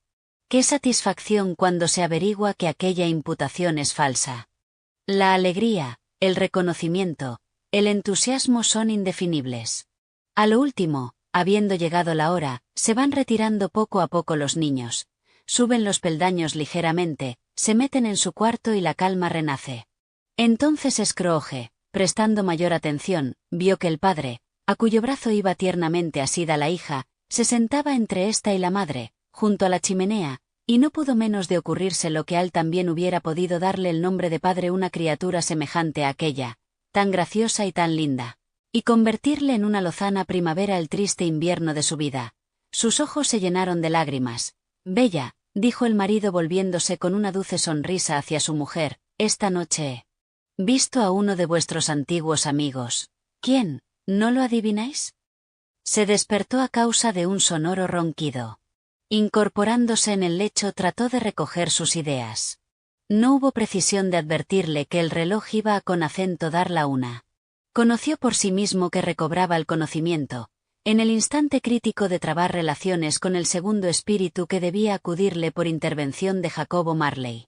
Pareciéndole muy desagradable el escalofrío que experimentaba por adivinar hacia qué lado le descorrería las cortinas el nuevo espectro, las descorrió él mismo, y reclinando la cabeza sobre las almohadas, se puso ojo a visor, porque deseaba afrontar denodadamente al espíritu así que se le apreciese, y no ser sorprendido ni que le embargase una emoción demasiado viva. Hay personas de espíritu despreocupado, hechas a no dudar de nada, que se ríen de toda clase de impresiones, que se consideran en todos los momentos a la altura de las circunstancias, que hablan de su inquebrantable valor enfrente de las aventuras más imprevistas y se declaran preparados a todo, desde jugar a cara o cruz hasta comprometerse en un lance de honor. Entre estos dos extremos, aunque separados, a no dudarlo, por anchuroso espacio, existen infinidad de variedades. Sin que Scrooge fuera un matón como los que acabo de indicar, no puedo menos de rogaros que veáis en él a una persona que estaba muy resuelta a desafiar un ilimitado número de extrañas y fantásticas apariciones, y a no admirarse absolutamente de nada, ya se tratase de un inofensivo niño en su cuna, ya de un rinoceronte. Pero si estaba preparado para casi todo, no lo estaba en realidad para no esperar nada, y por eso cuando el reloj dio la 1, sin que apareciese ningún espíritu, se apoderó de él un escalofrío violento y se puso a temblar con todo su cuerpo. Transcurrieron 5 minutos, 10 minutos, un cuarto de hora y nada se veía. Durante aquel tiempo permaneció tendido en la cama, sobre la que se reunían, como sobre un punto central, los rayos de una luz rojiza que lo iluminó completamente al dar la 1. Esta luz, por sí sola, le producía más alarma que una docena de aparecidos, porque no podía comprender ni la significación ni la causa, y hasta se figuraba que era víctima de una combustión espontánea, sin el consuelo de saberlo. Al último comenzó a pensar, como vos y yo lo hubiéramos hecho desde luego, porque la persona que no se encuentra en una situación difícil es quien sabe lo que se debería hacer y lo que hubiera hecho. A lo último, digo, comenzó a pensar que el misterioso foco del fantástico resplandor podría estar en el aposento inmediato, de donde, a juzgar por el rastro lumímico, parecía venir. Esta idea se apoderó con tanta fuerza de Scrooge, que se levantó sobre la marcha, y poniéndose las zapatillas fue suavemente hacia la puerta. En el momento en que ponía la mano sobre el picaporte, una voz extraña lo llamó por su nombre y le excitó a que entrase. Obedeció. Las paredes y el techo estaban magníficamente decorados de verde follaje. Aquello, adelante, gritó el fantasma, adelante. No tengáis miedo de trabar relaciones conmigo. Scrooge entró tímidamente haciendo una reverencia al espíritu. Ya no era el ceñudo Scrooge de antaño, y aunque las miradas del fantasma expresaban un carácter benévolo, bajó ante las de éste las suyas. Soy el espíritu de la presente Navidad, dijo el fantasma. Miradme bien. Scrooge obedeció respetuosamente. El espectro vestía una sencilla túnica de color verde oscuro, orlada de una piel blanca. La llevaba tan descuidadamente puesta, que su ancho pecho aparecía al descubierto como si despreciase revestirse de ningún artificio. Los pies, que se veían por bajo de los anchos pliegues de la túnica, estaban igualmente desnudos. Ceñía a la cabeza una corona de hojas de acebo sembradas de brillantes carámbanos. Las largas quedejas de su oscuro cabello pendían libremente, su rostro respiraba franqueza, sus miradas eran expresivas, su mano generosa, su voz alegre, y sus ademanes despojados de toda ficción. Suspendida del talle llevaba una vaina roñosa, pero sin espada. No habéis visto cosa que se le parezca. Dijo el espíritu, jamás. No habéis viajado con los individuos más jóvenes de mi familia. Quiero deciros mis hermanos mayores de estos últimos años. No lo creo y aún sospecho que no. ¿Tenéis muchos hermanos? Más de 1800. Familia terriblemente numerosa, gigante. El espíritu de la Navidad se levantó. He salido anoche contra mí. Tocad mi vestido. Scrooge cumplió la orden y se agarró a con acento la túnica. Inmediatamente se desvaneció aquel conjunto de comestibles que en el salón había. El aposento, la luz rojiza, hasta la misma noche desaparecieron también, y los viajeros se encontraron en las calles de la ciudad la mañana de Navidad, cuando las gentes, bajo la impresión de un frío algo vivo, producían por todas partes una especie de música discordante, raspando la nieve amontonada delante de las casas o barriéndola de las canalones. De donde se precipitaba en la calle con inmensa satisfacción de los niños, que creían ver en aquello como avalanchas en pequeño. Las fachadas de los edificios, y aún más las ventanas, aparecían doblemente oscuras, por la diferencia que resultaba comparándolas con la nieve depositada en los tejados y aún con la de la calle, si bien ésta no conservaba la blancura de aquella, pues los carromatos con sus macizas ruedas la habían surcado profundamente. Los carriles se estrecruzaban de mil modos millares de veces en la desembocadura de las calles, formando un inextricable laberinto sobre el amarillento y endurecido lodo y sobre el agua congelada. Las calles más angostas desaparecían bajo una espesa niebla, la cual caía en forma de aguanieve, mezclada con hollín, como si todas las chimeneas de la Gran Bretaña se hubieran concertado para limpiarse alegremente. Londres, entonces, no tenía nada de agradable, y sin embargo, se echaba de ver por dequiera un aire tal de regocijo, que ni en el día más hermoso, ni bajo el sol más deslumbrante del verano se vería otro igual. Un efecto. Los hombres que se ocupaban de limpiar la nieve de los tejados, parecían gozosos y satisfechos. Se llamaban unos a otros, y de rato en rato se dirigían, chanceándose, bolas de nieve riéndose cuando acertaban y aún más cuando no. Las tiendas de volatería estaban medio abiertas tan solo, las de frutas y verduras lucían en todo su esplendor. Por esta parte se ostentaban a cada lado de las puertas, anchurosos y redondos canastos henchidos de soberbias castañas, como ostentan sobre su vientre el amplio chaleco los panzudos y viejos gastrónomos. Aquellos canastos parecían próximos a caer, víctimas de su apoplética corpulencia. En otra parte figuraban las cebollas de España, rojas, de subido color, de abultadas formas, recordando por su gordura los frailes de su patria, y lanzando arrebatadoras miradas a las jóvenes que, al pasar por allí, se fijaban discretamente en las ramas de yedra suspendidas de las paredes. Más allá, en apetitosos montones, peras y manzanas, racimos de uvas que los vendedores habían tenido la delicada atención de exponer, en lugar visible, para que a con acento los aficionados se les hiciera la boca agua y refrescaran así gratis. Pilas de avellanas musgosas y morenas que traen a la memoria los paseos en el bosque, donde se hunde uno hasta el tobillo en las hojas secas, bifins de Norfolk gruesos y oscuros, que resaltaban el color de las naranjas y de los limones, recomendables por su aspecto jugoso, para que los compraran a fin de servirlos a los postres. Los peces de oro y de plata, expuestos en peceras, en medio de aquellos productos, y los ultramarinos. Sus tiendas estaban casi cerradas, excepto un tablero o dos, pero qué magníficas cosas se podían ver por las aberturas de estos. No era solamente el agradable sonido de las balanzas al caer sobre el mostrador, ni el crujido del bramante entre las hojas de las tijeras que lo separaban del carrete para atar los líos, ni el rechinamiento incesante de las cajas de hoja de lata donde se conserva el té o el café para servirlo a los parroquianos. Tras, sobre el mostrador, aparecen, desaparecen, se revuelven entre las manos de los dependientes como los cubiletes entre las de un prestidigitador. Allí no se debía fijar uno especialmente en el aroma del té y del café tan agradables al olfato. Las pasas hermosas y abundantes, las almendras tan blancas, las cañas de canela tan largas y rectas, las demás especias tan gustosas, las frutas confitadas y envueltas en azúcar candy, a cuya sola vista los curiosos se chupaban el dedo, los jugosos y gruesos higos, las ciruelas de tura y de ajen, de suave color rojo y gusto ácido, en sus ricas cestillas, y por último, todo lo que allí había adornado con su traje de fiesta, llamaba la atención. Era preciso ver a los afanosos parroquianos realizar los proyectos que habían formado para aquel día, empujarse, tropezarse violentamente con la banasta de las provisionem olvidándose, a lo mejor, de sus compras, volviendo a buscarlas precipitadamente, cometiendo otras equivocaciones, pero sin perder el buen humor. En tanto que el dueño de la tienda y sus dependientes daban tantas muestras de amabilidad y de franqueza que no había más que pedir. Pero luego llamaron las campanas de las iglesias y de las capillas a que se acudiese a los oficios. Bandadas de gentes vestidas con sus mejores trajes, con muestras de júbilo y ocupando de lado a lado las calles acudieron al llamamiento.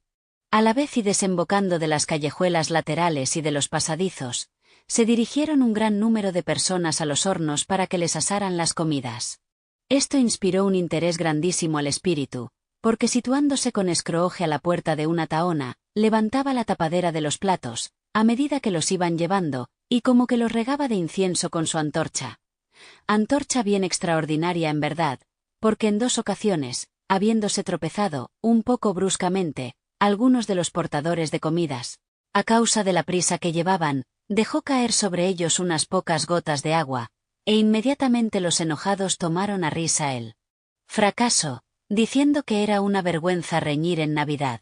Y nada más cierto, Dios mío, nada más cierto. Poco a poco fueron cesando las campanas y los tahonas se cerraron, pero quedaba como un placer anticipado de las comidas, de los progresos que iban haciendo, en el vapor que se difundía por el aire escapándose de los encendidos hornos. ¿Tienen alguna virtud particular las gotas que se desprenden de vuestra antorcha? Preguntó Scrooge. Seguramente. Mi virtud, ¿puede comunicarse a toda clase de comida hoy?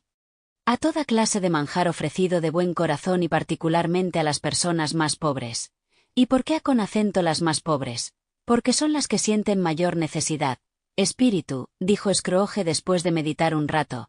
Estoy admirado de que los seres que se agitan en las esferas suprasensibles, que espíritus como vosotros, se hayan encargado de una comisión poco caritativa. La de privar a esas pobres gentes de las ocasiones que se les ofrecen de disfrutar un placer inocente. ¿Yo? Exclamó el espíritu. Sí, porque les priváis de medios de comer cada 8 días. En el día en que se puede decir verdaderamente que comen. No es positivo. Yo, ciertamente, ¿no consiste en vosotros que esos hornos se cierren en el día del sábado? ¿No resulta entonces lo que yo he dicho? Yo, busco eso. Perdonadme si me he equivocado. Eso se hace en vuestro nombre o por lo menos en el de vuestra familia. Hay, dijo el espíritu, en la tierra donde habitáis, hombres que abrigan la presunción de convencernos, y que se sirven de nuestro nombre para satisfacer sus culpables pasiones, el orgullo, la perversidad, el odio, la envidia, la mojigatería y el egoísmo, pero son tan ajenos a nosotros y a con acento nuestra familia, como si no hubieran nacido nunca. Acordaos de esto y otra vez hacedles responsables de lo que hagan y no a nosotros. Scrooge se lo prometió y de seguida se trasladaron, siempre invisibles, a los arrabales de la ciudad. En el espíritu residía una facultad maravillosa, la de poder sin inconveniente, y a con acento pesar de su gigantesca estatura, acomodaron a todos los lugares, sin que bajo el techo menos elevado perdiese nada de su elegancia, de su natural majestad, como si se encontrase dentro de la bóveda más elevada de un palacio. Impulsado, acaso, por el gusto que tenía el espíritu en demostrar esta facultad suya, o por su naturaleza benévola y generosa para con los pobres, condujo a con acento Scrooge al domicilio de su dependiente. Al atravesar los umbrales, sonrió el espíritu y se detuvo para hacer una bendición, regando además con la antorcha el humilde recinto de Bob Cratchit. Eso es. Bob no tenía más que 15 bob por semana. Cada sábado se le entregaban 15 ejemplares de su nombre de pila, y sin embargo, no por eso dejó el espíritu de la Navidad de bendecir aquella pobre morada compuesta de 4 aposentos. Entonces se levantó Mrs. Cratchit, mujer de Cratchit, vestida con un traje vuelto, pero en compensación adornada de muchas cintas muy baratas, de esas cintas que producen tan buen efecto no obstante lo poquísimo que valen. Estaba disponiendo la mesa ayudada de Belinda Cratchit, el mayor de los hijos, metía su tenedor en la marmita llena de patatas y estiraba cuando le era posible su enorme cuello de camisa. No precisamente su cuello, sino el de su padre, pues éste se lo había prestado, en honor de la Navidad, a su heredero presuntivo, quien orgulloso de verse tan acicalado, ansiaba lucirse en el paseo más concurrido y elegante. Otros 2 pequeños Cratchit, niño y niña, penetraron en la habitación diciendo que habían olfateado el pato en la tahona y conocido que era el de ellos. Engolosinados de antemano con la idea de la salsa de cebolla y salvia, rompieron a bailar en torno de la mesa, ensalzando hasta el firmamento la habilidad de Maese Cratchit, el cocinero de aquel día, en tanto que este último atizaba el fuego para ganar el tiempo perdido, hasta hacer que las patatas saltasen, al cocer, a chocar con la tapadera del perol, advirtiendo con esto que estaban ya a punto para ser sacadas y peladas. ¿Por qué se retrasará tanto vuestro excelente padre? Dijo Mrs. Cratchit. ¿Y vuestro hermano Tiny Tim? ¿Y Marta? El año pasado vino media hora antes. Aquí está Marta, madre, gritó una joven que entraba en aquel momento. Aquí está Marta, madre, gritaron los 2 jóvenes Cratchit. ¡Viva! Si supieras, Marta, qué pato tan hermoso tenemos. Ah, querida hija. Que Dios te bendiga. ¿Qué tarde vienes?, dijo Mrs. Cratchit abrazándola una docena de veces, y desnudándola con ternura del mantón y del sombrero. Ayer teníamos mucho trabajo, madre, y ha sido preciso entregarlo hoy por la mañana. Bien, no pensemos en ello puesto que estás aquí. Acércate a la chimenea y caliéntate. No, gritaron los 2 niños. Ahí está padre. Marta, escóndete. Y Marta se escondió. A poco hicieron su entrada el pequeño Bob y el padre Bob. este con un tapaboca que le colgaba lo menos 3 pies por delante, sin contar la franja. Su traje, aunque raído, estaba perfectamente arreglado y cepillado para honrar la fiesta. Bob llevaba con acento Tiny Tim en los hombros, porque el pobre niño, como raquítico que era, tenía que usar una muleta y un aparato en las piernas para sostenerse. ¿Dónde está nuestra Marta?, preguntó Bob mirando a todos lados. No viene, dijo Mrs. Cratchit. ¿Qué no viene?, exclamó Bob, poseído de un abatimiento repentino, y perdiendo de un golpe todo el regocijo con que había traído a con acento Tiny Tim de la iglesia como si hubiera sido su caballo. No viene para celebrar la Navidad. Marta no pudo resistir verlo contrariado de aquella manera, ni aun en chanza, y salió presurosa del escondite donde se hallaba detrás de la puerta del gabinete, para coarse en brazos de su padre, mientras que los dos pequeños se apoderaban de Tiny para llevarlo al cuarto de lavado, a fin de que oyese el hervor que hacía el pudín dentro del perol. ¿Qué tal se ha portado el pequeño Tiny?, preguntó Mrs. Cratchit después de burlarse de la credulidad de su marido, y que éste hubo abrazado a su hija, como una alhaja y más todavía. En la necesidad en que se encuentra de estar mucho tiempo sentado y solo, la reflexión madura mucho en él, y no puedes imaginarte los pensamientos que le ocurren. Me decía, al volver, que confiaba en haber sido notado por los asistentes a la iglesia, en atención a con acento que es cojo y a con acento que los cristianos deben tener gusto de recordar, en días como este, al que devolvía a con acento los cojos las piernas y a con acento los ciegos la vista. La voz de Bob revelaba una intensa emoción al repetir estas palabras. Aún fue mayor cuando añadió que Tiny se robustecía de cada vez más.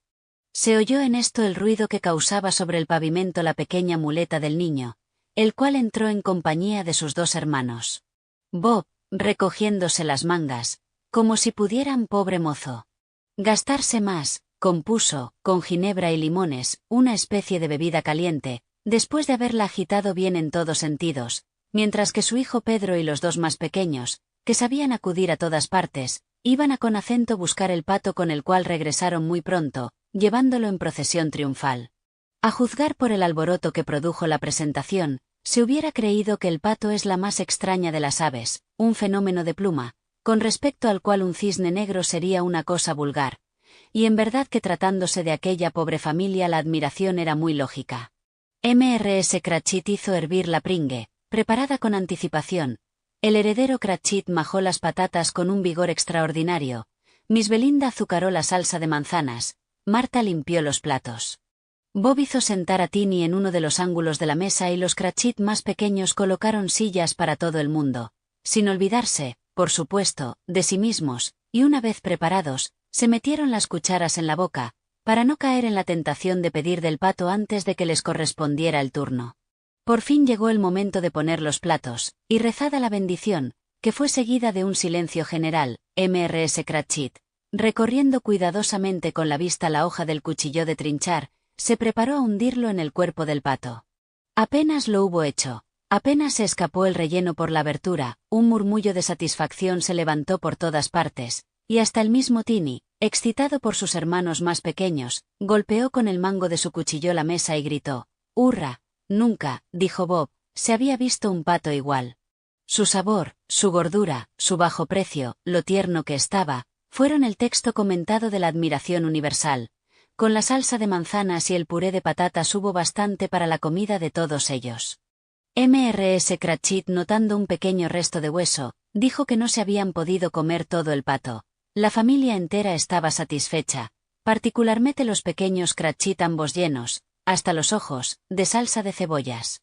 Una vez cambiados los platos por Miss Belinda, su madre salió del comedor, pero sola, pues la emoción que le dominaba por el importante acto que iba a cumplir, requería que no la molestaran testigos. Salió para servir el pudín. ¡Oh! ¡Oh! ¡Qué vapor tan espeso! Sin duda había sacado el pudín del caldero. ¡Qué mezcla de perfumes tan apetitosos! De esos perfumes que recuerdan el restaurant, la pastelería de la casa de al lado. Era el pudín. Después de medio minuto escaso de ausencia, Mrs. Cratchit, con la cara encendida, sonriente y triunfante, volvió a la mesa, en la que presentó el pudín, muy parecido a una bala de cañón en lo duro y firme, y flotando en media azumbre de aguardiente encendido, y todo coronado por la rama de acebo, símbolo de la Navidad. ¡Qué maravilloso pudding!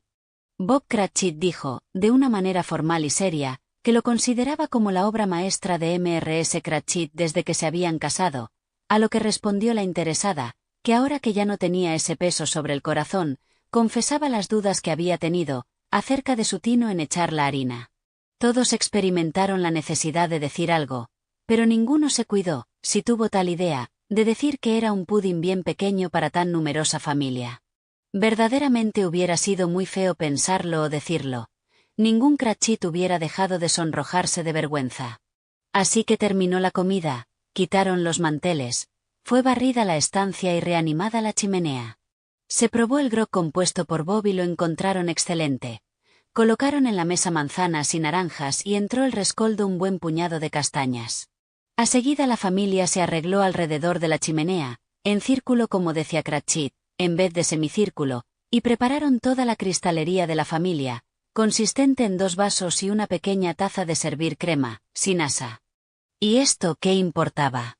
No por eso dejaban de contener el hirviente licor como si hubieran sido vasos de oro, y Bob escanció la bebida radiante de júbilo, mientras que las castañas se asaban resquebrajándose con ruido al calor del fuego. Entonces Bob pronunció este brindis. Felices Pascuas para todos nosotros y nuestros amigos. Que Dios nos bendiga. Y toda la familia contestó unánimemente. Que Dios bendiga a cada uno de nosotros. Dijo Tiny el último de todos. Estaba sentado en un taburete cerca a su padre. Bob le tenía cogida la descarada mano, como si hubiera querido darle una muestra especial de ternura, y consercarlo a su lado de miedo que se lo quitasen.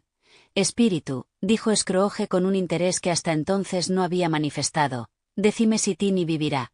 Veo un sitio desocupado en el seno de esa pobre familia, y una muleta sin dueño cuidadosamente conservada. Si mi sucesor no altera el curso de las cosas, morirá el niño. No, no, buen espíritu, no, decid que viva. Si muere disminuirá así el excedente de la población.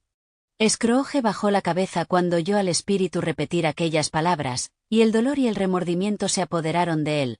Hombre, añadió el espíritu, si poseéis un corazón de hombre, y no de piedra, dejad de valeros de esa jerigonza despreciable, hasta que sepáis lo que es ese excedente y dónde se encuentra. ¿Os atreveríais a señalar los hombres que deben vivir y los que deben morir?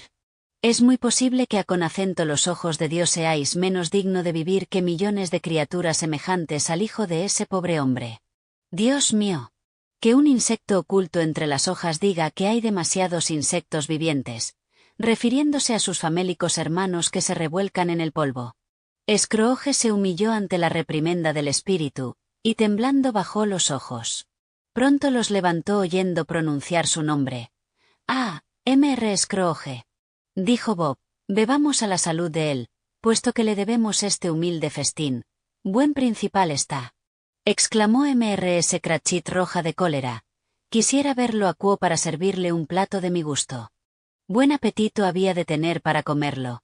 Querida mía, dijo Bob, los hijos. La Navidad. Se necesita que nos encontremos en tal día para beber a la salud de un hombre tan aborrecible, tan avaro, tan duro como Mr. Scrooge. Ya sabéis qué es todo eso.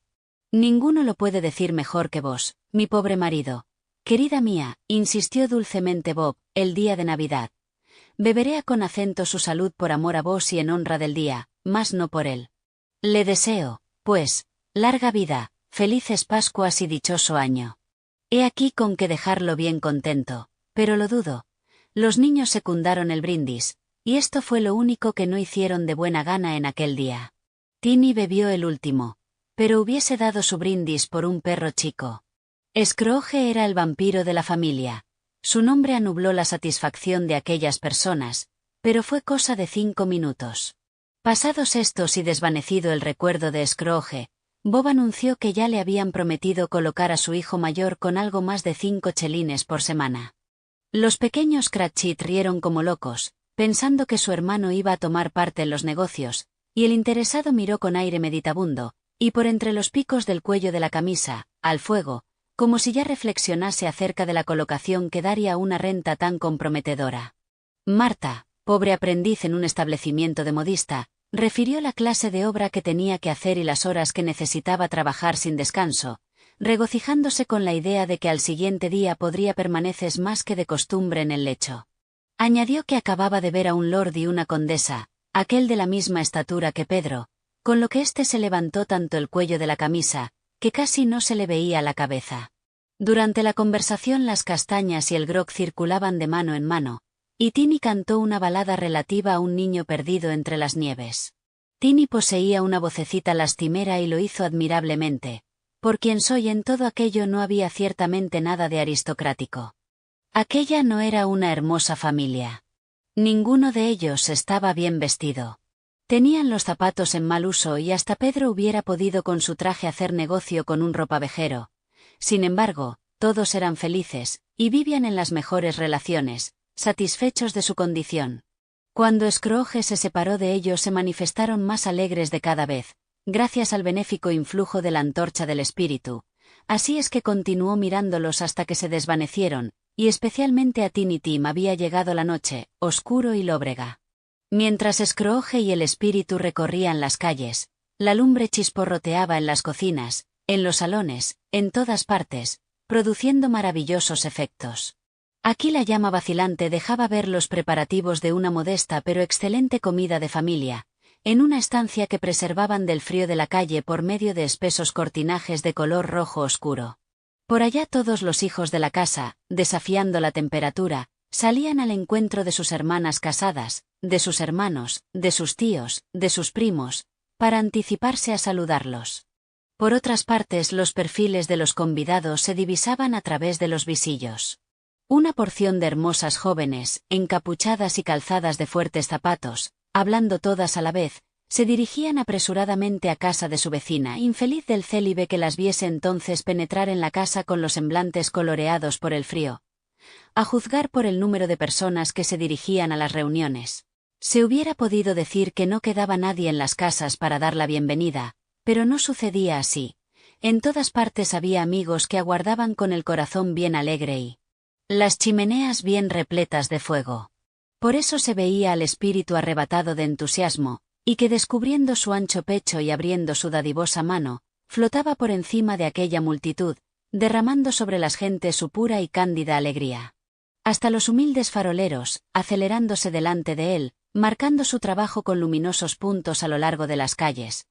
Hasta los humildes faroleros, ya vestidos para ir a alguna reunión, se reían a carcajadas cuando el espíritu pasaba cerca de ellos, por más que ignorasen lo próximo que lo tenían.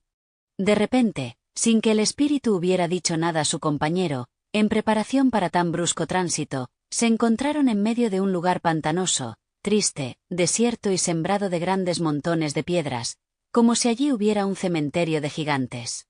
El agua circulaba por todas partes, y no se ofrecía para ello otro obstáculo que el hielo que la sujetaba prisionera.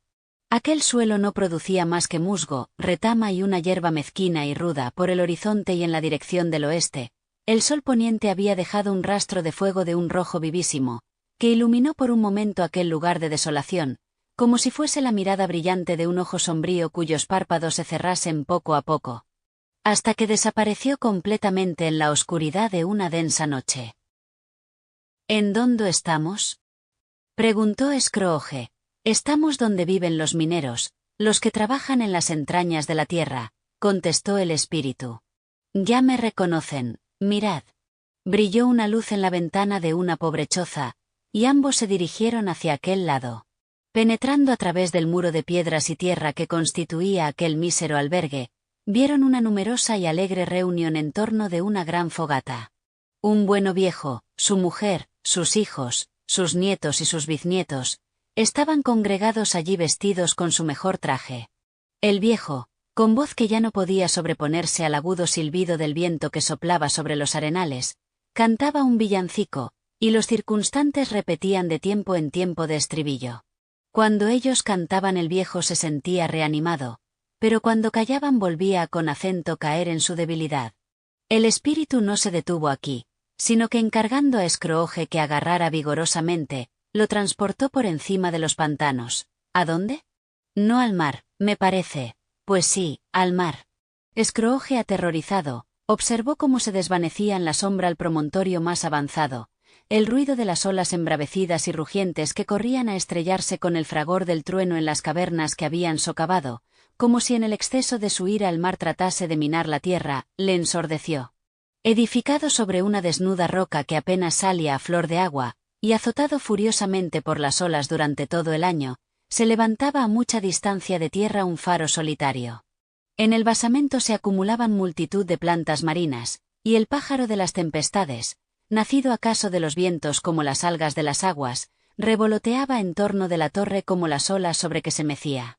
Hasta en aquel sitio, los dos hombres a cuyo cargo estaba la custodia del faro, habían encendido una hoguera que despedía sus luminosos rayos hasta el alborotado mar por la abertura hecha en la recia muralla.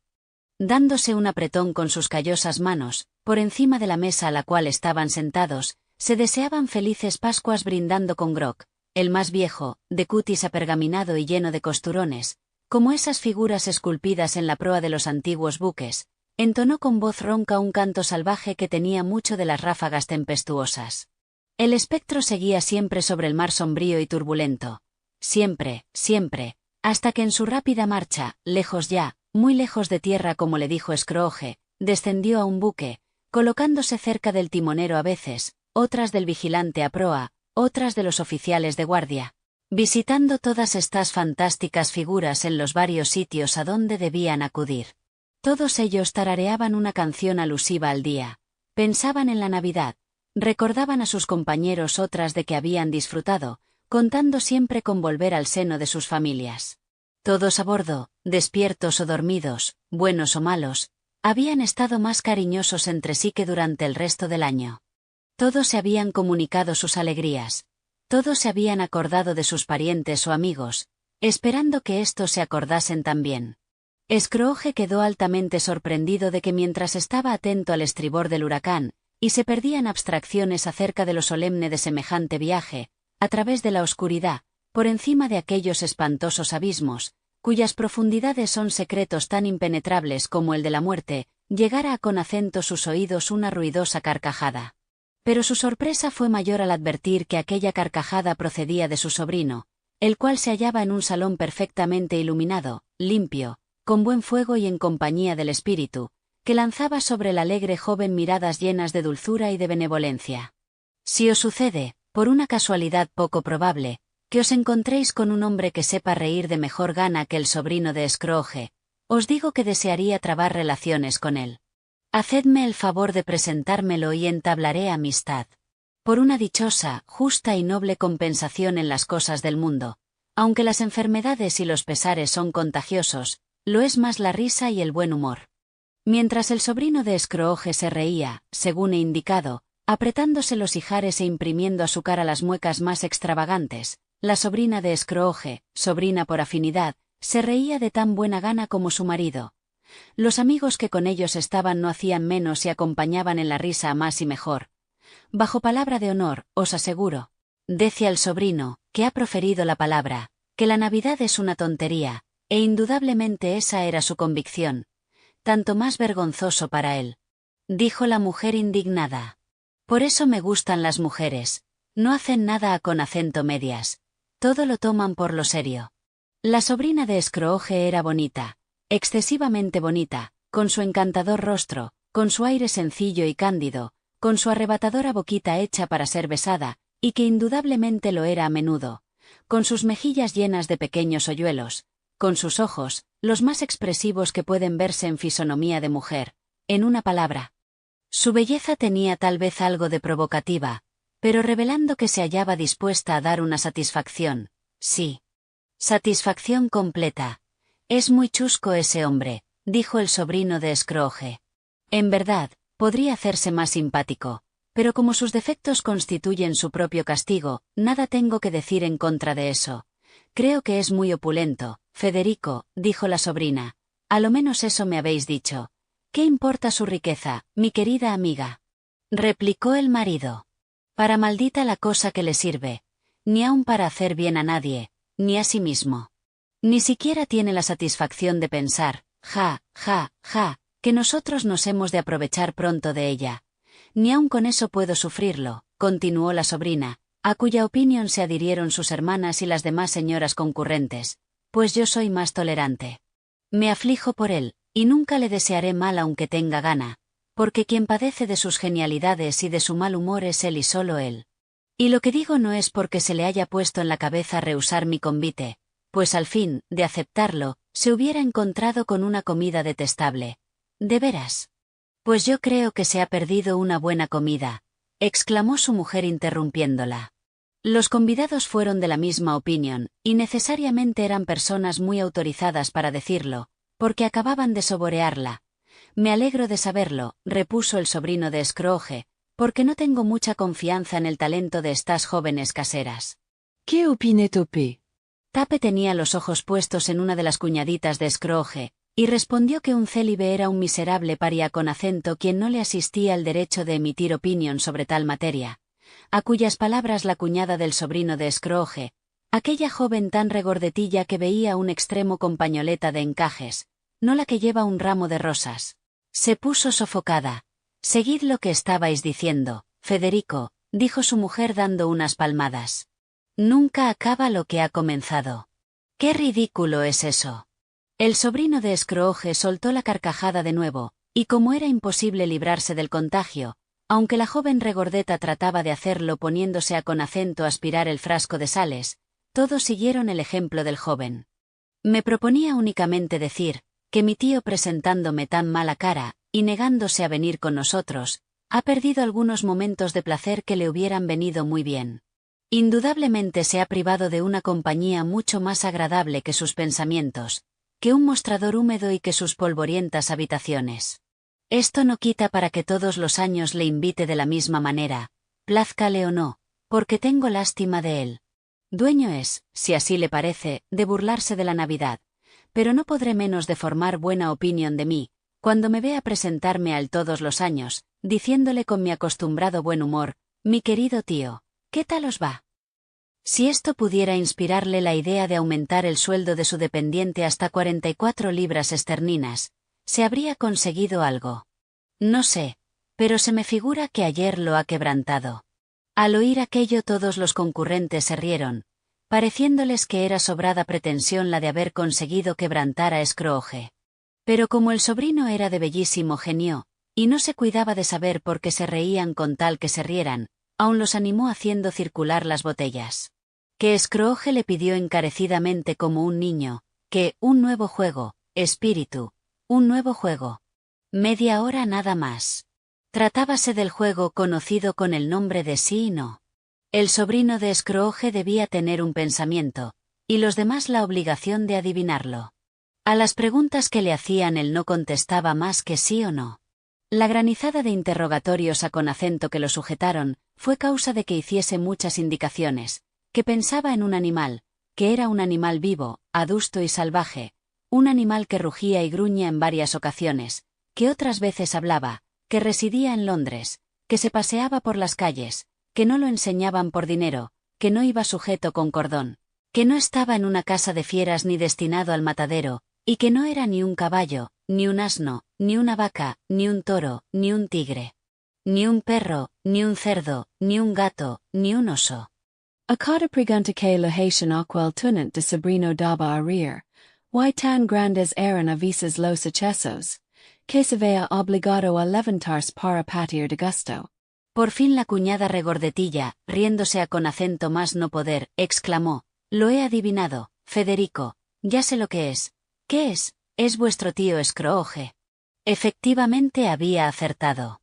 La admiración fue general, si bien algunas personas objetaron que a la pregunta, ¿es un oso?, debía haberse contestado, sí tanto más, cuanto que a la respuesta negativa, muchos habían dejado de pensar en Scrooge para buscar por otro lado. En medio de todo ha contribuido muy especialmente a divertirnos, dijo Federico. Y seríamos sobre toda ponderación ingratos, si no bebiéramos a su salud. Cabalmente todos empuñamos ahora un vaso de ponche de vino. Por lo tanto, a la salud de mi tío Scrooge, sea, a la salud del tío Scrooge, contestaron, felices Pascuas y dichoso año para el viejo, a pesar de su genio. Él no aceptaría este buen deseo de mi parte, pero se lo tributo sin embargo. Mi tío Scrooge. Scrooge se había dejado dominar de tal modo por la hilaridad general, experimentaba tanto descanso en su corazón, que de buena gana hubiera tomado parte en el brindis, aunque nadie sabía de su presencia allí, y pronunciado un buen discurso de gracias, siquiera fuese desoído, a no ser porque no se lo permitió el fantasma. Hubo cambio de escena. Cuando el sobrino pronunciaba la última palabra del brindis, Scrooge y el espíritu comprendieron de nuevo el curso de su viaje. Vieron muchos países. Fueron muy lejos, visitaron un gran número de moradas, y siempre con las mejores consecuencias para aquellos a quienes se acercaba el espíritu de la Navidad. Al aproximarse al lecho de uno, enfermo y en extranjera tierra, éste se olvidaba de su dolencia y se creía transportado al suelo patrio. Si a una alma en lucha con la suerte, le infundia sentimientos de resignación y esperanza en mejor porvenir. Si a con acento los pobres, inmediatamente se creían ricos. Si a las casas de caridad, a los hospitales y a con acento las prisiones, a todos estos refugios de la miseria, donde el hombre vano y orgulloso no había podido, abusando de su pequeño y efímero poder, impedir la entrada al espíritu, éste dejaba caer su bendición y enseñaba a Scrooge 1000 preceptos caritativos. Fue una noche muy larga, si es que todo esto se cumplió en una noche. Scrooge lo dudó porque a su juicio habían sido condensadas muchas navidades en el tiempo que estuvo con el aparecido. Sucedía una cosa extraña y era que mientras Scrooge conservaba incólume sus formas exteriores, el espíritu se hacía más viejo, visiblemente más viejo. Scrooge advirtió la transformación, mas no dijo nada, hasta que al salir de un recinto, donde varios niños celebraban la fiesta de Reyes, miró al espíritu, así que se encontraron solos, y vio lo mucho que había encanecido. Tan corta es la vida de los espíritus. La mía es muy breve en este mundo, contestó el espectro. Termina hoy por la noche. Esta noche. Esta noche. A las 12. Oíd, la hora se acerca. A la sazón daba el reloj los 3/4 para las 12. Dispensadme si es que soy indiscreto, dijo Scrooge, que consideraba atentamente la vestidura del espíritu. Veo algo extraño que sale de debajo de vuestra túnica y que no es vuestro. ¿Es un pie o una garra? Podría ser garra si se fuera a juzgar por la carne que la cubre, contestó ese espíritu. Mirad. Y de los pliegues de la túnica sacó 2 niños, 2 míseros seres, que se arrodillaron a con acento sus pies y se agarraron a su vestido. ¡Oh, hombre! Mira, mira, mira a con acento tus pies, exclamó el espíritu. Eran un niño y una niña, amarillos, flacos, cubiertos de andrajos, de fisonomía ceñuda, feroz, aunque servil en su abyección. En vez de la graciosa juventud que hubiera debido hacer frescas y redondas sus mejillas, con hermosos colores, una mano seca y descarnada, como la del tiempo, las había puesto rugosas, escuálidas y descoloridas. Aquellos rostros, que hubieran podido asemejarse a los de los ángeles, parecían como de demonios, hasta en las miradas tan torvas que lanzaban. Ningún cambio, ninguna descomposición de la especie humana, en ningún grado, hasta en los misterios más recónditos de la naturaleza, han producido monstruos tan horrorosos y terribles. Scrooge retrocedió, pálido y lleno de espanto. No queriendo ofender al espíritu, padre acaso de aquellos infelices seres, probó a decir que eran unos niños hermosos, pero las palabras se le detuvieron en la garganta por no hacerse cómplices de una mentira tan atroz. Espíritu, ¿son vuestros hijos? Scrooge no pudo añadir más. Son los de los hombres, contestó el espíritu contemplándolos, y me piden auxilio para quejarse de sus padres. El de allá es la ignorancia, el de aquí la miseria. Preservaos del uno y del otro y de toda su descendencia, pero sobre todo del primero, porque sobre su frente veo escrito condenación. Apresúrate, Babilonia, continuó extendiendo la mano sobre la ciudad. Apresúrate a con acento que desaparezca esa palabra que te condena más que a él, a ti a la ruina, a él a la desdicha. Atrévete a decir que no eres culpable. Calumnia a los que te acusan, esto puede servir a con acento tus aborrecibles designios. Pero, cuidado al fin, ¿no poseen ningún recurso, ni cuentan con asilo? Gritó Scrooge. ¿No hay prisiones? Respondió el espíritu devolviéndole irónicamente, y por la vez postrera, sus mismas frases. En el reloj daban las 12. Scrooge buscó al espectro, pero ya no lo vio. Al sonar la última campanada, hizo memoria de la predicción del viejo Marley, y alzando la vista divisó otro aparecido gestuosa postura, envuelto en una túnica y encapuchado, que se acercaba deslizándose sobre el suelo vaporosamente. Cuando llegó cerca de Scrooge, éste se arrodilló, experimentando el terror sombrío y misterioso que envolvía al espíritu. Iba completamente envuelto en un largo ropaje que ocultaba su fisonomía, su cabeza y sus formas, no dejando ver más que una de sus manos tendida, sin lo cual hubiera sido muy difícil distinguir aquella figura en las densas sombras de la noche que le circundaban. Cuando Scrooge estuvo a su lado vio que el aparecido era de estatura elevada y majestuosa, y que su misteriosa presencia lo llenaba de respetuoso temor. Pero no supo más, porque el aparecido no hablaba ni hacía ningún movimiento. ¿Estoy en presencia del espíritu de la Navidad por venir? El espectro no contestó, limitándose a con acento tener siempre la mano tendida. Vais a mostrarme las sombras de las cosas que no han sucedido todavía, pero que sucederán con el tiempo. La parte superior de la vestidura del fantasma se contrajo un poco, según lo indicaron los pliegues al aproximarse, como si el espectro hubiera inclinado la cabeza. No dio otra respuesta. Aunque hecho ya al comercio con los espíritus, Scrooge sentía tal pavor en presencia de aquel aparecido tan silencioso, que sus piernas temblaban y apenas disponía de fuerzas para sostenerse en pie cuando se veía obligado a seguirle. El espíritu, como si hubiera conocido la turbación de Scrooge, se paró un momento como para darle lugar a que se repusiese. Esto agitó más a Scrooge. Un vago escalofrío de terror le recorrió todo el cuerpo, al advertir que, bajo aquel fúnebre sudario, los ojos del fantasma estaban constantemente fijos en él, y que, a pesar de todos sus esfuerzos, no podía ver más que una mano de espectro y una masa negruzca. Espíritu del porvenir, os temo más que a ninguno de los espectros que hasta ahora he visto. Sin embargo, como conozco que os halláis aquí por mi bien, y espero vivir de una manera muy diferente que hasta ahora, os seguiré a donde queráis, con corazón agradecido. ¿No me hablaréis? Ninguna respuesta. Tan solo la mano hizo señal de ponerse en marcha. Guiadme, Dijo Scrooge, guiadme. La noche avanza rápidamente y el tiempo es muy precioso para mí. Lo sé. Spiritu guiadme. El fantasma empezó a deslizarse como había venido. Scrooge fue detrás de la sombra de la vestidura. Parecíale que ésta lo levantaba y lo arrastraba. No se puede decir que penetraran en la ciudad, sino que la ciudad surgió alrededor de ellos, rodeándolos con su movimiento y su agitación. Estaban en el mismo centro de la City, en la bolsa y con los negociantes que iban de un lado para otro deprisa, haciendo sonar el dinero en los bolsillos, agrupándose para entretenerse en negocios, mirando sus relojes y jugando distraídamente con la cadena, etc., como Scrooge los había visto en todas ocasiones. El espíritu se detuvo cerca de un pequeño grupo de capitalistas, y Scrooge, adivinando su intención por la mano tendida, se acercó a escuchar. No. Decía un señor alto y grueso de triple y canosa barba, no sé nada más, sé tan solamente que ha muerto. ¿Cuándo? Anoche, según creo.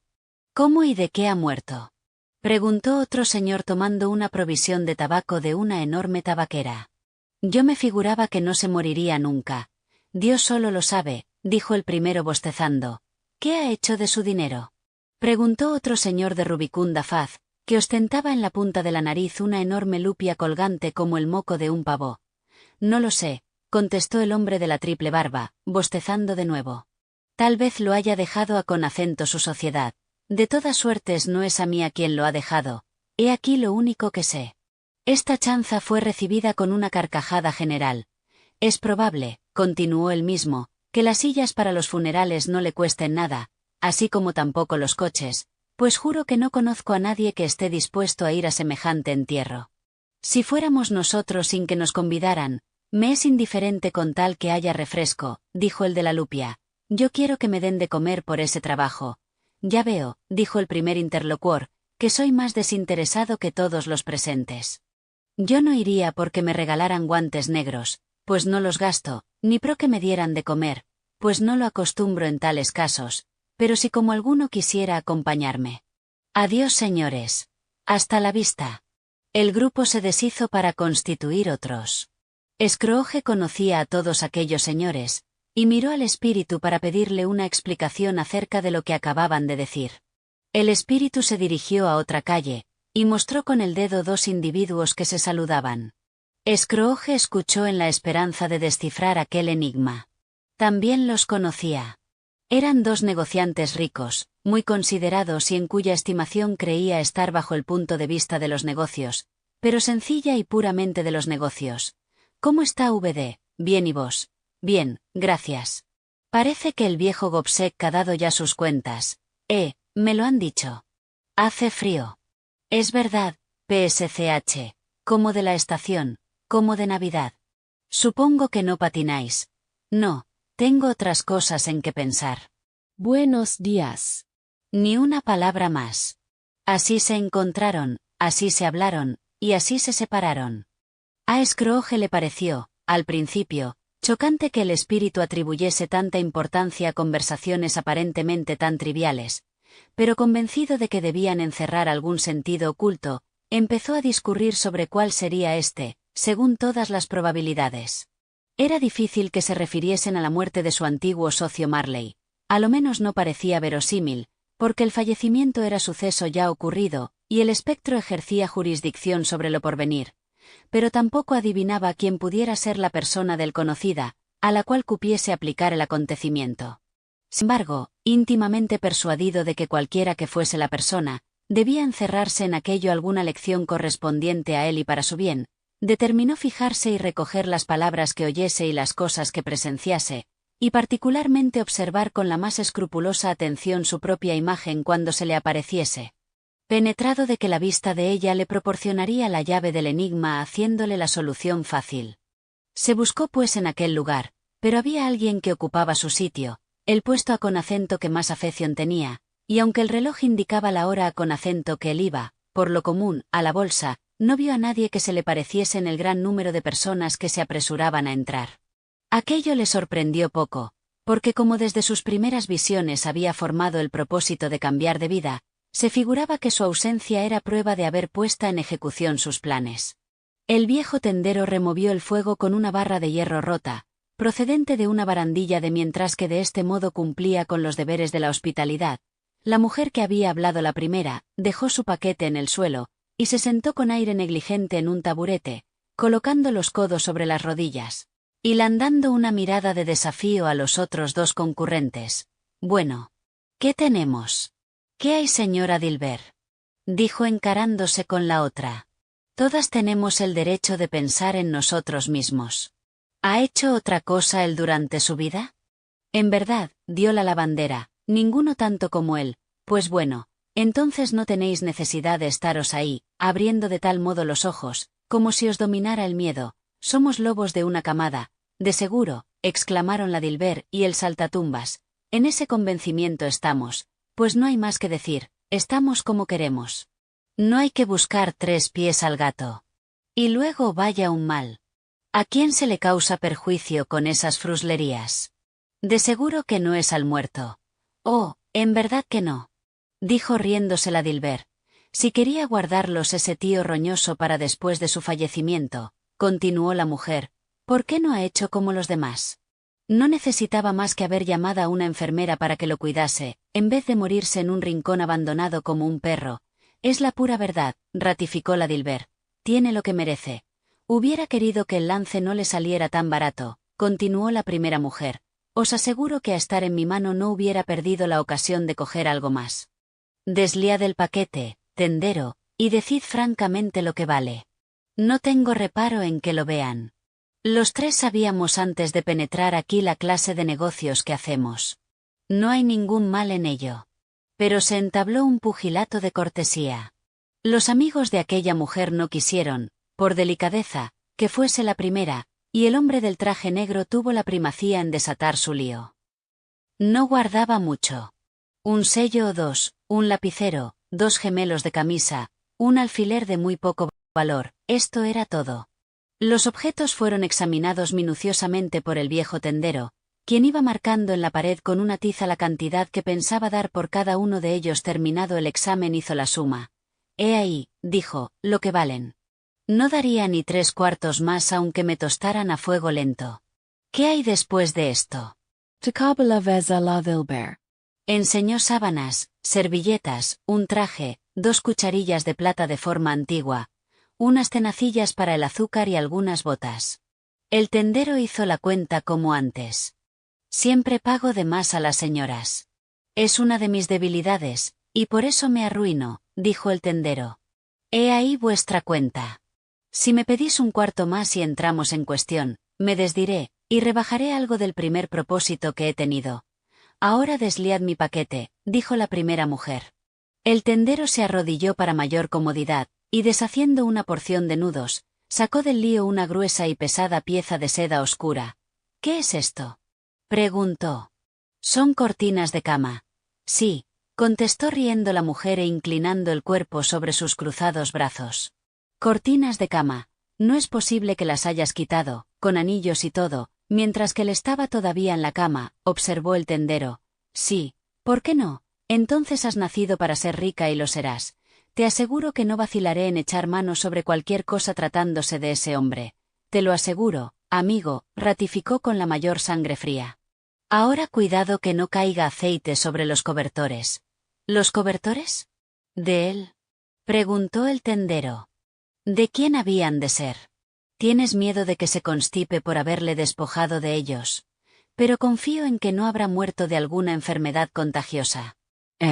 Preguntó el tendero parando en el examen y levantando la cabeza. No tengáis miedo. A ser así no hubiera yo permanecido en su compañía por tan mezquinas utilidades. Puedes examinar esa camisa hasta que te se salten los ojos. No encontrarás ni el más pequeño agujero, ni siquiera está usada. Era la mejor que tenía y en verdad que no es mala. Ha sido una dicha que yo me hallase allí, porque si no se hubiera perdido. ¿Cómo? Lo hubieran enterrado con ella. No hubiera faltado alguno bastante tondo para hacerlo. Por eso me ha apresurado a con acento quitársela. El percal es suficientemente bueno para tal uso. Si no es útil para ese servicio, entonces ¿de qué sirve el percal? Es bueno para envolver cadáveres, y en cuanto a con acento la elegancia, no estará más feo el cuerpo de ese tío dentro de una camisa de percal que dentro de una de hilo. Es imposible. Scrooge escuchaba lleno de horror aquel infame diálogo. Aquellos seres sentados, o por mejor decir, agachados, sobre su presa, apretados unos contra otros a la pálida luz de la lámpara del tendero, le producía un sentimiento de odio y de asco, tan vivo como si hubiera visto a con acento codiciosos demonios disputándose el mismo cadáver. ¡Ah, ah! Continuó riendo la mujer, viendo que el tendero, sacando un taleguillo de franela, daba a con acento cada uno, contándola en el suelo, la parte que le correspondía. Esto es lo mejor. Mientras vivió, todo el mundo se alejó de él, y así cuando ha muerto hemos podido aprovecharnos de sus despojos. Ja, ja, ja, espíritu, dijo Scrooge, estremeciéndose, comprendo, comprendo. La suerte de ese infortunado podría alcancarme a con acento mí también. A eso llego quien sigue la conducta que yo, Señor misericordia. ¿Qué es lo que veo? Y retrocedió lleno de horror, porque habiendo cambiado la escena, se vio cerca de un lecho despojado, sin cortinajes, sobre el cual, y cubierto con una sábana desgarrada, había algo que en su mudo silencio, hablaba al hombre con aterradora elocuencia. El aposento estaba muy oscuro, demasiado oscuro para que se pudiera ver con exactitud lo que allí había, por más que Scrooge, obedeciendo a un misterioso impulso, paseaba por aquella estancia sus inquietas miradas, deseoso de averiguar lo que aquello era.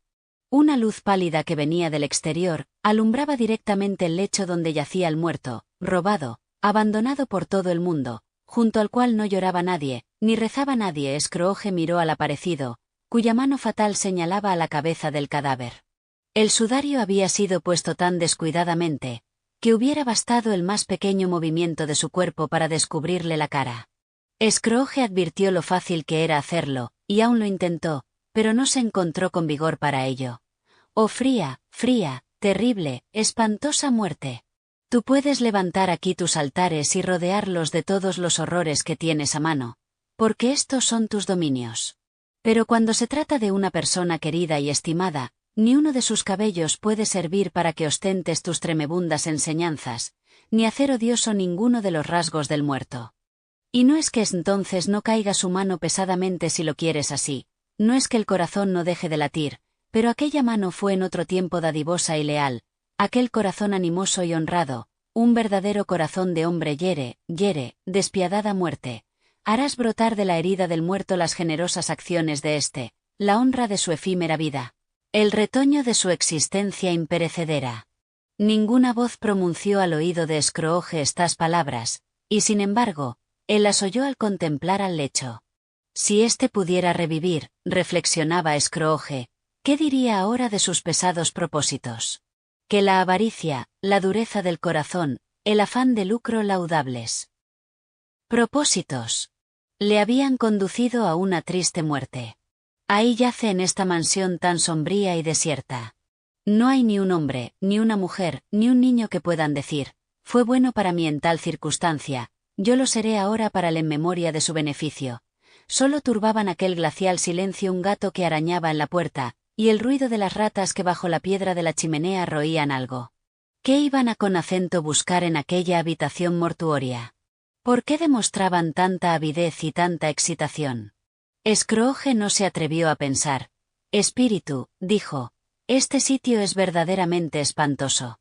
No olvidaré, al abandonarlo, la lección que he recibido en él. Creedlo así, marchemos.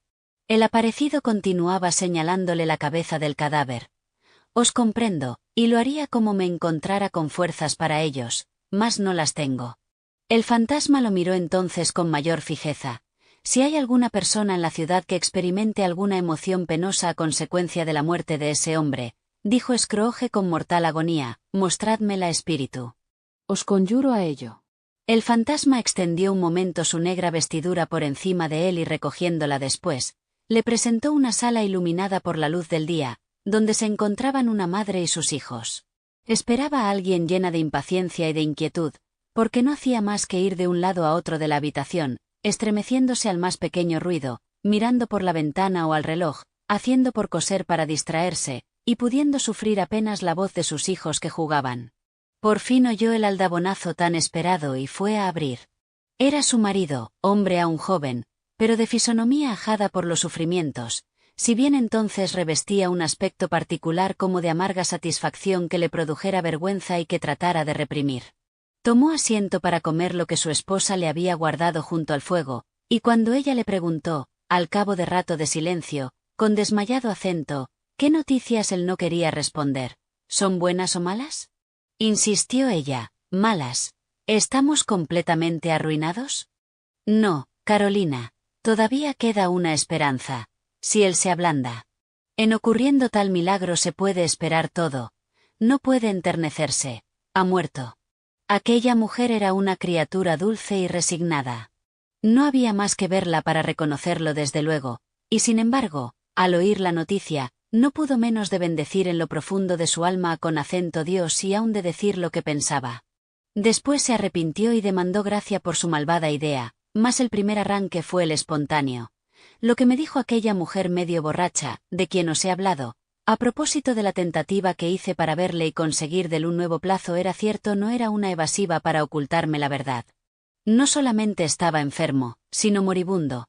¿A quién será endosada nuestra deuda? Lo ignoro, pero antes de que termine el plazo espero tener con qué pagarla, y aun cuando no sucediera de este modo, sería el exceso de la desdicha que tropezáramos con un acreedor de corazón tan duro. Esta noche podemos dormir más tranquilos. Sí. Con acento pesar de ellos mismos, sus corazones se sentían satisfechos.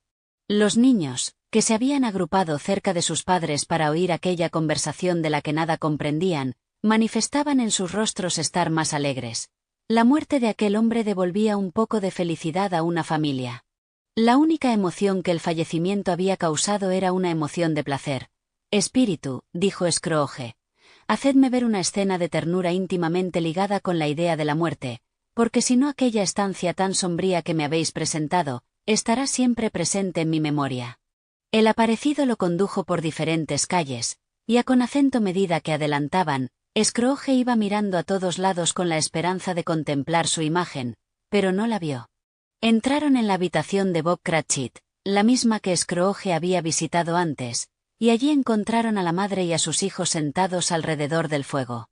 Estaban tranquilos, muy tranquilos, incluso los enredadores pequeños. Todos escuchaban a Pedro el hermano mayor, quien leía en un libro, mientras que la madre y las hermanas se entregaban con acento la costura. Aquella familia estaba positivamente tranquila. Y tomando de la mano a un niño, lo puso en medio de ellos. ¿Dónde había oído Scrooge aquellas palabras? De seguro que no las había soñado. Por fuerza debió ser el lector quien las pronunciara en alta voz, cuando Scrooge y el espíritu atravesaron los umbrales. ¿Por qué se había interrumpido la lectura? La madre colocó su tarea sobre la mesa y se cubrió la cara con las manos. El color de esta tela me hace daño a la vista, dijo. ¿El color? Ah, pobre Tiny. Ahora tengo mejor los ojos. Sin duda la luz artificial me los cansa, pero no quiero a ningún precio que vuestro padre lo eche de ver. No debe tardar mucho, porque ya está próxima la hora. Ha pasado ya, repuso Pedro cerrando al mismo tiempo el libro. He advertido que anda más despacio hace unos días. La familia volvió con acento su anterior silencio y a su inmovilidad. Pasando un rato la madre tomó otra vez la palabra con voz firme, cuyo tono festivo no se alteró más que una vez. Hubo un tiempo en que iba deprisa. Demasiado tal vez, llevando con acento Tiny en los hombros. Yo lo he visto, continuó Pedro, y a menudo. Y yo también, continuaron todos. Pero Tiny posaba poco, añadió la madre siguiendo en su tarea, y luego lo quería tanto su padre, que no era ningún trabajo para éste. Pero ahí le tenemos. Y corrió con acento recibirlo. Bob entró arrebujando en su tapaboca. Bien necesitaba descansar aquel pobre hombre. Tenía preparado su té puesto al fuego, y hubo lucha sobre quién le serviría primero. Sobre sus rodillas se pusieron los dos niños, y ambos aplicaron sus mejillas a las de su padre como diciéndole, «Olvidadle, padre, no estéis triste». Bob se manifestó muy alegre con todos. A todos les dedicó un chiste. Examinó la obra de M.R.S. Cratchit y sus hijas y la elogió mucho. «Esto lo acabaréis antes del domingo». «¿El domingo? ¿Habéis ido hoy?», le preguntó su esposa. «Sí, querida mía. De consentirlo esos trabajos que lleváis, hubiera deseado que vinierais conmigo. No puedes figurarte qué verde está el sitio. Pero lo visitaréis con frecuencia. Le prometí que iría a pasear un domingo». «Oh, hijo mío», exclamó Bob. «Pobre hijo mío». Y rompió a sollozar sin poder contenerse. Para contenerse hubiera sido necesario que no acabara de experimentar la pérdida de su hijo. El pobre Bob se sentó también, y cuando hubo reflexionado un poco, y calmándose, imprimió un beso en la frente del niño. Con esto se resignó algo y bajó de nuevo casi feliz. En la apariencia, M.R.S. Cratchit lo abrazó, sus hijas lo abrazaron, los pequeños Cratchit lo abrazaron, Pedro lo estrechó tiernamente. «Alma de Tiny, en tu esencia infantil eras como una emanación de la divinidad». «Espectro», dijo Scrooge, «presiento que la hora de nuestra separación se acerca». «Lo presiento sin saber cómo se verificará. Dime quién era el hombre con acento quien hemos visto tendido en su lecho de muerte». El aparecido lo transportó como antes, aunque en una época diferente, pensaba Scrooge, porque las últimas visiones se confundían en su memoria. Lo que notaba claramente era que se referían al porvenir, con acento los sitios donde se congregaban los negociantes, pero sin mostrarle su otro yo. No se detuvo allí el espíritu, sino que anduvo muy deprisa, como para llegar más pronto a donde se proponía, hasta que Scrooge le suplicó que descansaran un momento. «Este patio que tan deprisa atravesamos», dijo Scrooge, «es el centro donde he establecido mis negocios. Reconozco la casa. Dejadme ver lo que seré un día». El espíritu se detuvo, pero con la mano señalaba con acento otro punto. «Allá abajo está mi casa. ¿Por qué me indicáis que vayamos más lejos?». El espectro seguía marcando inexorablemente otra dirección. Scrooge corrió a la ventana de su despacho y miró al interior. Era siempre su despacho, mas no ya el suyo. Había diferentes muebles y era otra persona que estaba sentada en el sillón. El fantasma seguía indicando otro punto. Scrooge se le unió, y preguntándose acerca de lo que había sucedido, echó tras de su conductor hasta que llegaron con acento una verja de hierro. Antes de entrar observó alrededor de sí. Era un cementerio. Allí, sin duda, y bajo algunos pies de tierra, yacía el desdichado cuyo nombre quería saber. Era un hermoso sitio, a la verdad, cercado de muros, invadido por el césped y las hierbas silvestres, en donde la vegetación moría por lo mismo que estaba excesivamente alimentada, hasta el aseo con la abundancia de despojos mortales que allí había. «¡Oh, qué hermoso sitio!», El espíritu, de pie en medio de las tumbas, indicó una de estas, y Scrooge se acercó temblando. El espíritu era siempre el mismo, pero Scrooge creyó notar en él algo de un nuevo y pavoroso augurio. Antes de que dé un paso hacia la losa que me designáis, satisfaced, dijo, la siguiente pregunta. ¿Esta es la imagen de lo que ha de ser o de lo que puede ser? El espíritu se limitó a con acento bajar la mano en dirección a una losa próximos a la cual se hallaban. Cuando los hombres se comprometen a ejecutar algunas resoluciones, por ellas pueden conocer el resultado de las mismas. Pero si las abandonan, el resultado puede ser otro. ¿Sucede lo mismo en los espectáculos que representáis a con acento mi vista? El mismo silencio. Scrooge se arrastró hacia la tumba poseído de espanto, y siguiendo la dirección del dedo del fantasma leyó sobre la piedra de una sepultura abandonada. Ebenezer Scrooge, ¿soy yo, el hombre a quien he contemplado en su lecho de muerte? Preguntó cayendo de rodillas. El espíritu señaló alternativamente a él y a la tumba y a él. No, espíritu, no, no. El espíritu continuó inflexible. Espíritu, gritó, agarrándose a la vestidura, escúchame. Ya no soy el hombre que era, y no seré el hombre que hubiera sido, a con acento no tener la dicha de que me visitarais. ¿Para qué me habéis enseñado esto si no hay ninguna esperanza? Por primera vez la mano hizo un movimiento. Buen espíritu, continuó Scrooge siempre arrodillado y con la cara en tierra. Interceded por mí, tened piedad de mí. Aseguradme que puedo cambiar esas imágenes que me habéis mostrado, mudando de vida. La mano se agitó haciendo un ademán de benevolencia. Celebraré la Navidad en el fondo de mi corazón, y me esforzaré en conservar su culto todo el año. Viviré en el pasado, en el presente y el porvenir. Siempre estarán presentes en mi memoria los tres espíritus y no olvidaré sus lecciones. Oh. Decime que puedo borrar la inscripción de esta piedra. Y en su angustia cogió la mano de Aparecido, quien quiso retirarla, pero no pudo al pronto por el vigoroso apretón de Scrooge. Al fin, como más fuerte, se desasió. Alzando las manos en actitud de súplica para que cambiase la suerte que le aguardaba, Scrooge notó una alteración en la vestidura encapuchada del espíritu, el cual disminuyendo de estatura, se desvaneció en sí mismo, trocándose en una columna de cama. El alegre repiqueteo de las campanas de las iglesias le sorprendió en medio de sus arrebatos. ¡Oh! ¡Hermoso! ¡Hermoso! Fue a la ventana, la abrió y miró hacia la atmósfera. Nada de niebla. Un frío vivo y penetrante, uno de esos fríos que alegran y entonan, uno de esos fríos que hacen circular la sangre en las venas con desusada rapidez. Un sol de oro, un cielo brillante. Hermoso, hermoso. ¿En qué día estamos? Preguntó Scrooge a un jovencillo muy bien puesto, y que se había parado sin duda para contemplar a Scrooge. ¿Eh? Preguntó el jovencillo admirado. ¿En qué día estamos, hoy? Pues en el 1 de Navidad. El primer día de Navidad. Luego no falto a él. Los espíritus lo han hecho todo en una noche. Pueden hacer lo que se les antoje. ¿Quién lo duda? Joven, ¿qué hay? ¿Sabes la tienda del comerciante de volatería que está en la esquina de la segunda calle? Sí, por cierto. He ahí un chico muy inteligente, un joven notable. ¿Sabes si han vendido la hermosa pava que tenían ayer de muestra? No la pequeña, la grande. La que es casi tan grande como yo. Cuidado que es encantador ese joven. Da gusto hablar con él. Sí, esa, todavía está. Entonces ve a buscarla. Qué chusco es el hombre. No, hablo formalmente.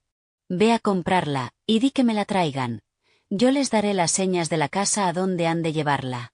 Ven con el mozo y te daré un chelín. Mira, si vienes antes de 5 minutos, te daré más. Mr. Scrooge. Sí señor, es mi nombre. Me temo que no suene muy agradablemente en vuestros oídos. Permítime que me disculpe. Tendríais la bondad. Dios mío. ¿Es posible? Exclamó el caballero atónito. Sr. Scrooge habla en serio, no lo dudéis, ni un octavo menos. No hago más que pagar lo atrasado, os lo aseguro. ¿Queréis hacerme ese favor, señor?, replicó el caballero apretándole la mano cordialmente. No sé cómo ensalzar tanta munifi. Ni una palabra más, se lo suplico, interrumpió Scrooge. Ven a visitarme. Por favor, ¿quieres verme? Ciertamente, exclamó el caballero. A no dudarlo era su intención. Se conocía en su aspecto y en el tono de voz. Gracias, dijo Scrooge. Os estoy muy reconocido y os doy miles de gracias. Dios. Entró en la iglesia, recorrió las calles, examinó las gentes que iban y venían presurosas, dio cariñosos golpecitos a los niños en la cabeza, preguntó a los mendigos acerca de sus necesidades, miró curiosamente a las cocinas de las casas y después a los balcones. Todo cuanto veía le causaba placer.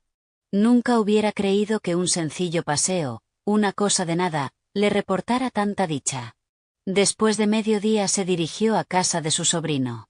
Pasó y repasó varias veces por delante de la puerta antes de decidirse a entrar. Por fin se resolvió y llamó.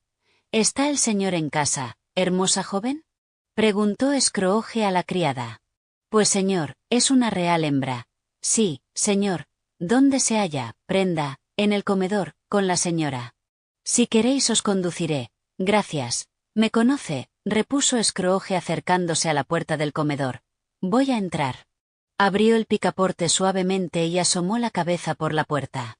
La pareja estaba entonces inspeccionando la mesa, porque los jóvenes recién casados son muy quisquillosos acerca de la elegancia en el servicio.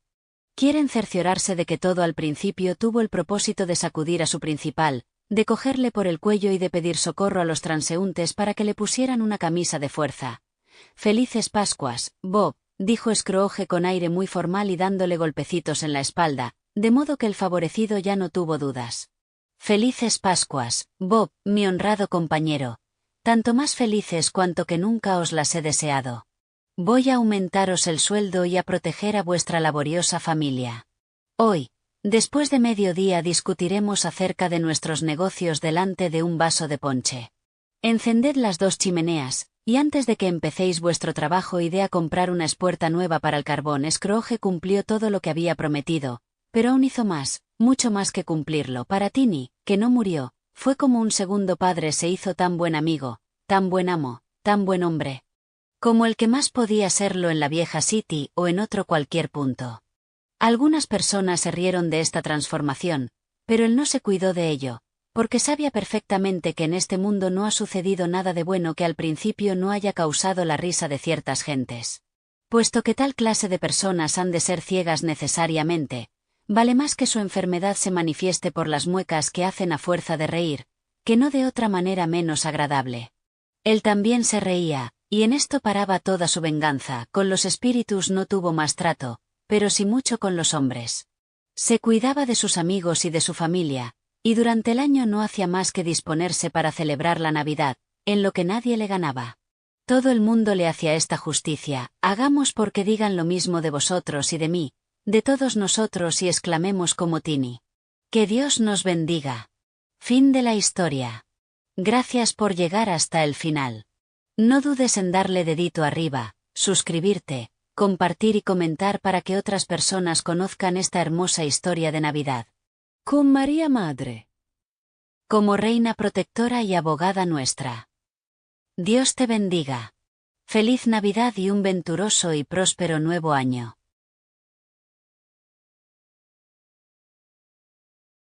Cuento de Navidad. Charles Dickens. Para empezar, Marley había muerto. Sobre ello no había ni la menor sombra de duda. La partida de defunción estaba firmada por el cura, por el sacristán, por el encargado de las